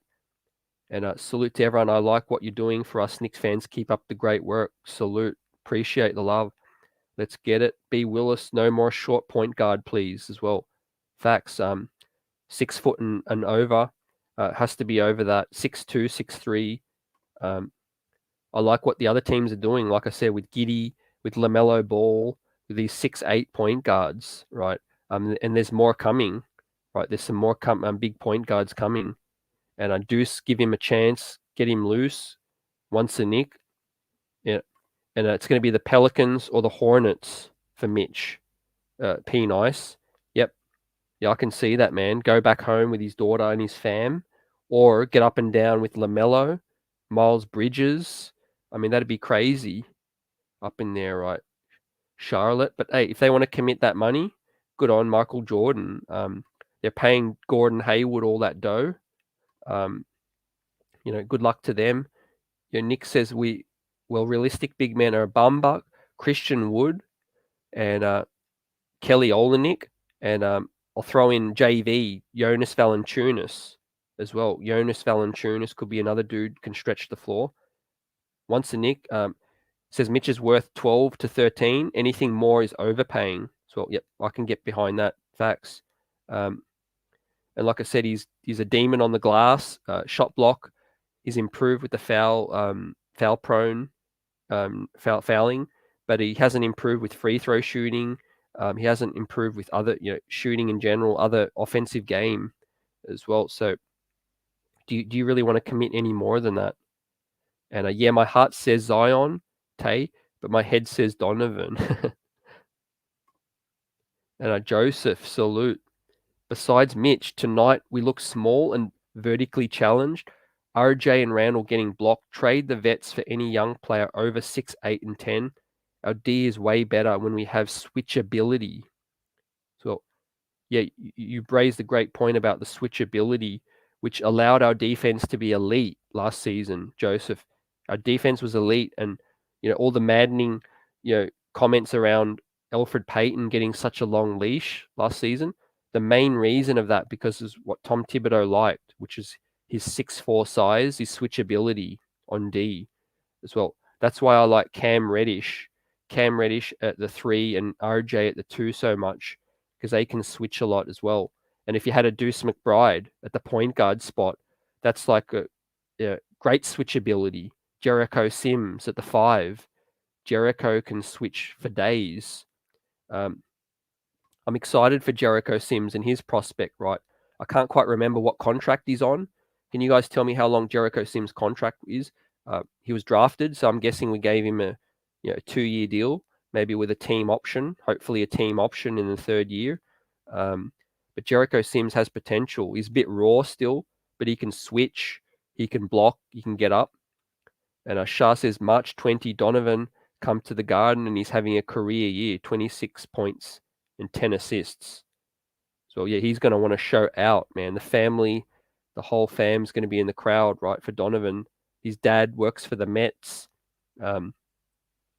It just makes you wonder, man. It makes you wonder. I don't see Donovan Mitchell being a Utah Jazz player for life. I just don't see that, man. I know it's pie in the sky right now, but you need a target. You need to have somebody that you crave for, right? And I think the ties are there for all the ties for Jalen Brunson, the ties for Donovan Mitchell coming home at some point in his career. And someone brought up a good point the other time. Don't rule out the fact that the Brooklyn Nets, if things don't work out for them, they might cut some bait quickly and try to invest in Donovan Mitchell, right, for the future, because they might know that he wants to come to New York. And P nice, salute Val too. Absolutely right. You saw him shoot like 9 threes the other week. Right, he can stretch it.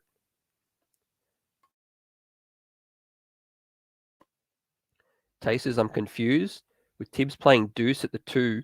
Needs time at the 1. He was dropping dimes in the G League. He's capable. Yep. Look, with Deuce, I'm happy to let his game slow cook. I didn't expect much from Deuce in his rookie year. We know his potential. He's still young. He was a 2nd round pick. Let's just let our young players grow organically, show them what they are. Remember, this is RJ's 3rd year, and he's really taken a leap. It may take Deuce McBride 3 years to really look like a capable, regular starting point guard or better. I'm patient with that. So, like I said, with Quickly, as much as I'm frustrated with Quickly, while we have a guy on a rookie deal, just let him keep playing on his whole rookie deal. He don't got to be some kind of guy right now. Let's just evaluate how he looks each year and see what things he can improve on year up after year. If Quickly gets to his 4th year and he's still the exact same player, then we got trouble. Then we got problems. And then you can try to trade him away, and things like that. But I don't ever want the New York Knicks to give up on a young player too soon, like we have in the past, and then watch that player have a great career with other teams. That's just frustrating and maddening. And Will says, I could see sign and trade for Mitch, for Kelly. Detroit covets Mitch, and we need that stretch big. Kelly is on a 3 to 37. Yeah, that's nice. There'd be a nice stopgap as well. Kelly and maybe a Mo Bamba tandem. Kelly off the bench, stretching the floor as well. Although with Tom Thibodeau here, he's not the best fit defensively, is Kelly, but he can certainly stretch the floor as well. And that's what we need to keep our eyes peeled for this draft as well. For later in the second round, like where we got Jericho, we could find a stretch big for a cheap pick. We have a lot of second round picks. Let's look that way. But I agree with you, Will, about Detroit. They were seriously in on Mitch. Cade Cunningham, dudes can get up and down. That'd be a nice fit next to Sadiq Bey and Isaiah Stewart. And I think a young team like Detroit can afford that gamble. Can take that 14 mil swing on Mitch and hope that he can blossom and grow into that all-star center that he could possibly become in the future. Whereas we're in purgatory in a little bit. We're in a situation where we're tied up with a lot more money with Evan Fournier and veterans, and tying up the final amount of cap with Mitchell Robinson is way more risky than what Detroit and these other teams can do. And Charlotte's sort of in the middling. Yeah, and Nick says it's very simple. All we need is 5 Kevin Durants. Oh man, facts, right? And as much as he denies it, what would have been, right? No doubt Kevin Durant was entertaining the Knicks. I don't believe for a second that KD says, I wasn't entertaining the Knicks at all. I think everything changed, obviously, when he tore his Achilles. Man, that just changed everything. That could have changed the Knicks' fate, I feel like, on that. But what are your thoughts on the whole different makeup now of Philly and Brooklyn? That situation, man. It's interesting to see now. The whole East has shifted right now, and it's a mismatch. It's weird seeing Harden in Philly's top, and it's hard seeing Simmons wearing a Brooklyn jersey. And Ty reminds Manchild of Reggie Jackson. Okay, yep, that's a fair comp. Reggie Jackson, obviously, Ty can get to his spots. He can score. Combo. Let's see. I love to see more and see what Ty can show us. But yeah, Gene Montero is another interesting prospect, of the similar ilk, where he can score, he can get to his spots. I still believe, as much as we need a floor general, we need a point guard that can put pressure on the defense and score, because that opens the door for RJ and Randle a hell of a lot. Even the center, it opens the lob threat for Mitch, for anybody. That's why we look so good with Derrick Rose on the floor. I keep going back to that. It's not because D Rose is just D Rose. It's because D Rose's game is an all-round game. He can pull up from 3, so you got to respect that. He can get to the cup, so you got to sag off. He can still assist. He can kick it out. He can do it all, and that's what we need. We need a younger Derrick Rose. Yeah, and well, if we have to wait 2 to 3 years, what about LeBron-Bronny situation? If we get Donovan Mitchell and LeBron, the last year he plays, something to think about. Yeah, absolutely. Knicks, where there's smoke, there's fire. LeBron's days in LA are numbered, I believe. LeBron's all about winning and legacy. He's not going to want to rot and waste the last few years of his NBA career and try to be remembered that way with the Lakers, right? So where there's smoke, there's fire. And I think he's using that Bronny situation as a situation for him to get up out of there in a respectable way. So LA fans might not hate him, or the league, the media might not get on him for leaving the team again at the end of his career because he wants to play with his son. Who can hate on that realistically? So I think LeBron's always been calculative. He's plotting his next thing, and that's why he planted that Bronny thing straight out there, right? So openly. He's just setting the table for what's going to happen. And Julian says salute to all the American Knicks fans still on right now. For me and Julian, it's only the just beginning. The night's just beginning. Yep, facts, right? But it's the weekend, Friday night, feeling's right. Saturday morning, let's get it. Hope everyone watching's well. Knicks buzz, give the like button a shove, and we'll keep it rolling. P Nice says sign Miles, sign Mo off the bench at centre. I'm glad you mentioned Miles too, man. No one's brought that up yet tonight. Miles Turner is another situation the Knicks are closely linked with, and they were, Mark told us they were, seriously in discussions with Indiana right up until the final day of the trade deadline. But with the stress reaction injury that Miles had, just made things a little bit too challenging to pull that trigger at that point in time. But Indiana's going in another direction. Miles Turner will definitely be available on draft night. But I can put my house on the fact that Miles Turner will be available in trade talks on draft night. So close links. What do you guys think about Miles? He's obviously boys with Julius. P Nice. What do you guys think in chat? Does that mean we keep Randle around if we sign Miles? And Nick says that Brooklyn has a better chance to win this year if Beal goes to Philly next season. I believe they have the better chance. Yep. And I do believe Milwaukee got to do a little bit of retooling. Milwaukee, they lost Bryn Forbes. They lost some bench scoring. Obviously, Middleton and Giannis are still a deadly combo, but Milwaukee got to get up, got to get some more help as well within this arms race. And Marvin, if we all can get over the word tanking, I think we can rebuild, guys. Yeah, exactly right. It's rebuild, retool, replan, all of that.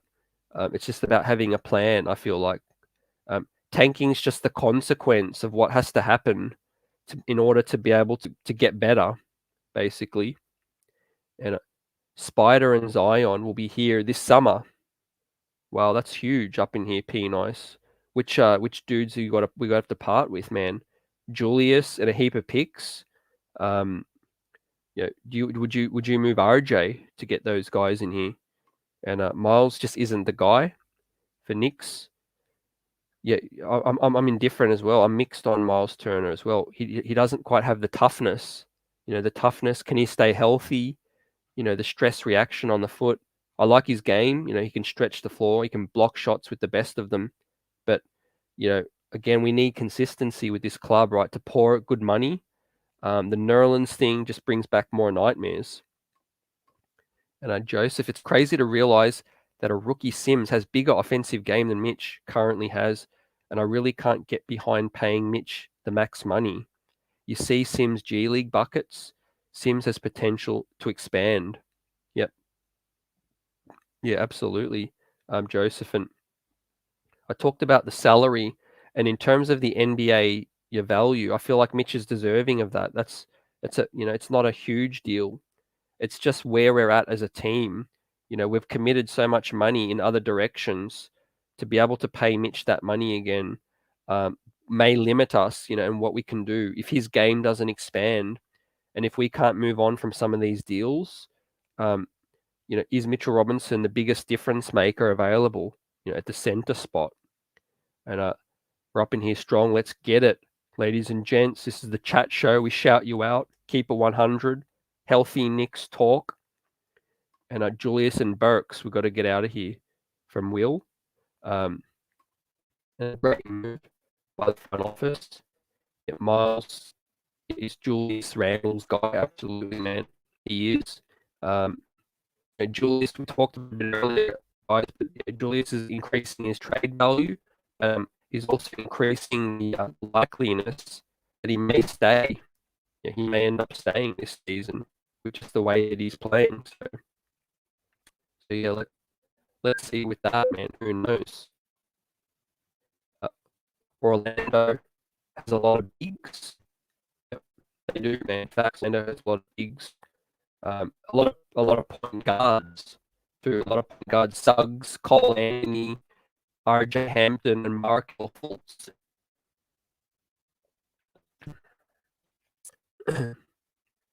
And I will say Julius and Burks Noel for Miles and Ogden. Yep. absolutely. Yeah, we've got to explore. We've got to explore these deals. You know, whatever's on the table. We have flexibility, the pieces. And Nick says, well, two underrated point guards I want were Caruso and the Indiana Collins. Well, look, Tyrese Maxey is another one, ladies and gents, that we whiffed on and missed out on that situation. You know, we ended up with his close counterpart with Quickly, but man, Tyrese Maxey is looking real right now. What do you guys think about Tyrese Maxey's game? And Joseph says a 22 mil cap hold. 22 mil cap hold for Mo Bamba. Wow. I'm not sure if that's true. I haven't seen that yet, but if that's the case, man, that'd be insane for that kind of cap hold for Mo Bamba. And Miles and Brogdon are not on RJ's timeline. That's another great point. I appreciate that. Miles and Brogdon they're not on RJ's timeline as well. And that's where the philosophy comes back. With Miles and Brogdon, you're symbolizing you want to win now. But again, we need to go back to that word sacrifice. If we really, truly want to get great and be better for the future, we got to sacrifice maybe 2, 3, 4 years of not being good at all. Not being good or being willing to risk not being good by playing all the young players possible and developing them. Right now, I'm okay with that as a sacrifice. But if we want to go out and sign name guys this summer, that's symbolizing that we want to try and win more games now. So we just have to pick one way or the other. We have to choose that direction and execute the plan. You know, does this front office have the ability and the patience, to be able to execute that? Let's see, ladies and gents. It's going to be really, really, really interesting. With that situation coming up, because everyone seems to be on their eggshells. We've got Tibbs. We don't know what the future holds with Leon, with West, with Perry, even. Right. The only stable thing right now that we know about is James Dolan, basically. Even he might surprise us all and sell. Even he might sell and come up in here and, like Joe says, we've got to pick the identity. Kenny Smith, salute. And Knicks need to fix. Tibbs is not going to sacrifice. That's the issue, guys, ladies and gents. That's the route they've chosen. If that's the case, they've chosen Tibbs, and he's going to try and win every game. But if we don't even make the play-in, and then that's already a failure. That's a situation that they've tried to win now, and they've failed. Unless they can pull off some superstar deal or big trade that makes me want to go all in next season, I'm more leaning towards the other way, which is waiting a while, being patient, sitting on things, and building around RJ. And P-Nice, I haven't seen that. So we talked about a little bit about the Tankathon standing for in 10th. Tell us about some draft prospects that you guys have seen and enamored with as well. For me, at the very, very top, it's Jaden Ivey. If we can get into that top 4 spot, then it may be just outside of the top 4 spot. We have Shaden Sharp. That Shaden Sharp situation's looking really, really interesting. Tell me what you think about that situation with Shaden Sharp. He's a dude that could be gettable. On any other year, you might not be able to get a dude of that kind of potential and talent in the 6th, 7 spot, possibly, right? If he declares, and that's a situation the Knicks could either grab or move up, and could be really, really enticing. You've got Shaden Sharp, then you've got G Montero, the Dominican guard as well. There's potential there. Ty, and then you've got some wings. You've got JD Davison, you've got Maturin. You've got the Dyson Daniels, G League Ignite, Marjon Beauchamp. You've just got a lot of prospects at the moment, right? And I said, Perrin, he needs to come in and do his thing. Yeah, absolutely needs to come in and do his thing. Because we're in a situation now that we're basically an open slate. We're a blank canvas, in my opinion, right now. if I'm the front office and I'm a GM trying to build this team, it's a blank canvas. We could do whatever we like, basically. Around RJ, we could trade him. We could move all other pieces not named RJ, and we can keep rocking with that. We could keep rocking with that situation. Julian says, Nikola Jovic is my sleeper for this draft. Yep. That's a name that people are going to hear for a long time. And a lot of people are keeping their close eye on him. He's a talent, a sleeper rising up. Obviously we've got ways to go before the draft and that, but yeah, that's crazy that a player like him is could be had around that pick. So, and Manshaw says, I might sound like a broken record, but Tibbs has to go. So not on the train with Tibbs. Manshaw, yeah, I can understand that, man. It's just about fit and timeline right now. Yeah, fit and timeline. But no, certainly no broken records here. People can make their points and shout. I'll shout out because we're all fans. We all rock with this. We all have a right to feel a certain way, right? Some people have been fans for 70 years, some fans for 7 days, but we all have a right to feel a certain way around what we want to do with this club. The way we want to build. And Joseph says here, Tibbs will ruin the development of our first round pick, and a coaching change is probably the first priority.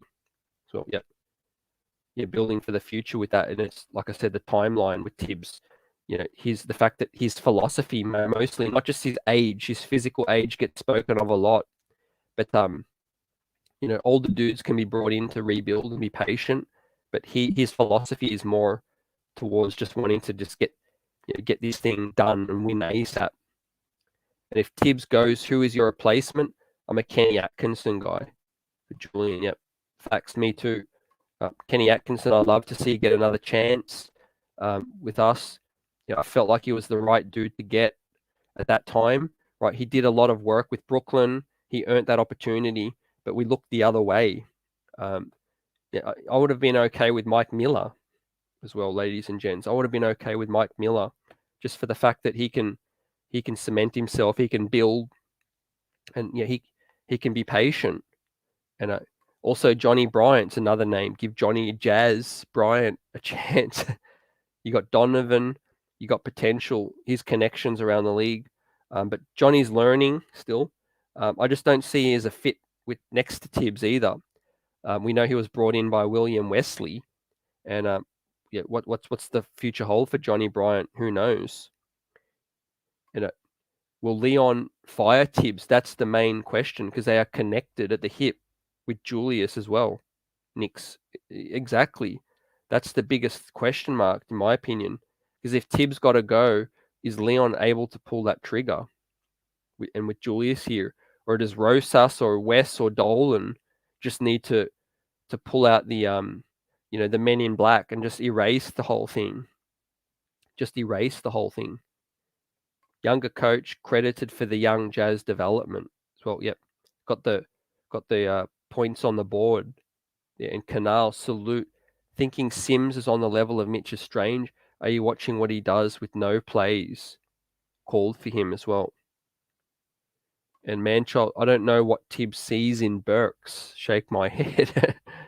Burks, there's only one quality he sees. He's a vet. He's a vet. He's 6'6" and he can score. But outside of that, man, I don't get it either. He obviously feels like he gives him the best chance to win a game because he's explained that rationale. But man, give Deuce McBride a bit of a chance. That's the biggest issue this team's had for decades. We don't put players in a position and give them enough of a chance, right? Yes, Deuce isn't ready right now to help you win, but long term. But that doesn't mean he can't help you win soon. Deuce McBride playing tough, getting experience, gaining in confidence after every performance. He could get better and better and better quicker than you think. And then all of a sudden, 30 games, fast forward 30 games, and then he is able to help you right now. But we just never want to take that chance and make that sacrifice, to let these players grow, right? Let them play. It's the same with Obi, right? People want to anoint Obi something, or they say he's trash or whatever. But at the end of the day, give the guy a chance for more than 11 minutes for a sustainable period. Run some plays, let him grow, let his confidence continue to grow, things like that, and then you'll see a different player. You know, it's like trying to evaluate a person's appearance when they just wake up. They wake up in the morning and you evaluate their appearance. You got to give them a chance to get groomed, shave, get ready, all of that. You don't just wake up one morning and then you're the complete person. You know what I mean? Some people need their energy drink. Some people need their breakfast. Some people need their coffee. At the end of the day, you need to let a player get comfortable, get in a rhythm for a consistent period of stretch. 30 games or something, playing consistent minutes. And then see what they can do. And Will says it's only fair that Leon and co take the same flight whenever that needs to happen. And who do you think is going to be the one to clean it all up? I think they've got one more summer in them. Like I said, I think this summer and maybe next trade deadline, the knives are going to be out. The fans aren't going to be too patient in the garden, right? If Alec Burks type dudes are stinking up the joint next season, the veterans aren't helping us win. There will seriously be some pushback next season. And like Joe says, yeah, Burks is playing out of position, and I feel bad for him.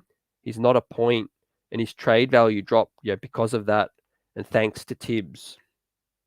Right, I've been saying that, man, Joseph, in terms of his playing out of position, man. Alec Burks looked real nice off the bench, didn't he? Like as the 6-man type dude, winning games for us in the fourth quarter, off the ball, catching and shooting, all of that. To task him with playmaking and that, and then just giving the ball up to Randle and getting in the corner. Man, it's the play calling that's a big issue as well, and playing out of position. And this summer will be boring without baseball, man. This summer will be boring without baseball. What's the latest with baseball? I heard the lockout has ended, but has that pushed the timeline out? But don't you worry, we've got content, we've got the draft, we've got more free agent talk, the NBA and the Knicks. It's going to be fascinating and plenty to talk about. And if Leon and co are all connected, this offseason is going to be their biggest one because they aren't drafting anyone good and they'll be trying for the big blockbuster. That's if all their voices, like you said, get on the right page, man. I don't know what's going to happen with decisions being made and who's going to be the one to have the final say. Because I know Leon Rose, obviously the president, but with Worldwide West and his role as a consultant, Gerson Rosas, James Dolan, needing to be consulted with financial decisions as well. Who knows how much pull Leon even has, right? I think changes could be coming, ladies and gents. Changes could be on the horizon. And we've been saying basically the theme of this show is pick a direction. Jar think tank, is in asking, what do you think?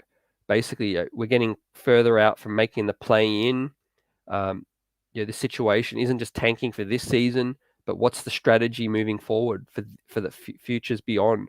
We have a heap of draft picks, ladies and gents. We can seriously top up our young talent and stock that up and build through developing them, or we could go a more a shorter term route and try to see which vets are available in the summer, and see if that's going to really move the needle for this team and help us back into the playoffs again. I'm in favor of the drafting and the developing point of view in that perspective. For this team, it's more conducive to sustainable winning, I feel. And letting this team slow cook around RJ Barrett's timeline and seeing what we have in some of these other young, prospects as well. But we'll get ready to wrap this thing up. It's been an amazing show. The Knicks played tonight, last night, came up short, but we got heaps more coverage coming up next week. Games coming thick and fast. Draft coverage coming up. Let's get it. And I appreciate everyone's support. Knicks Buzz, give the like button a shove. And I'll shout out these last couple of comments. If Leon and co, are all connected. Yep, went through that. And Sims is a bench player at best from Manshot. And Knicks need a fix. Do you think if Leon knows he won't be here for a very long time, it makes sense for them to take that big swing and jeopardize the Knicks' future? That's the dangerous thing too. We all know Phil Jackson was able to make that selection before he was fired as well. So, seriously, I feel like what's his name? William Wesley is a dude that's going to linger around and has James Dolan's ear. So let's see. Watch out for what William Wesley is pulling behind the scenes. And I salute Will. Appreciate it. Everyone get some rest. I hope you're well, and we'll catch you on the next one. Even Jade and Ivy up in here. Yep. Hopefully we draft you, man. Hopefully.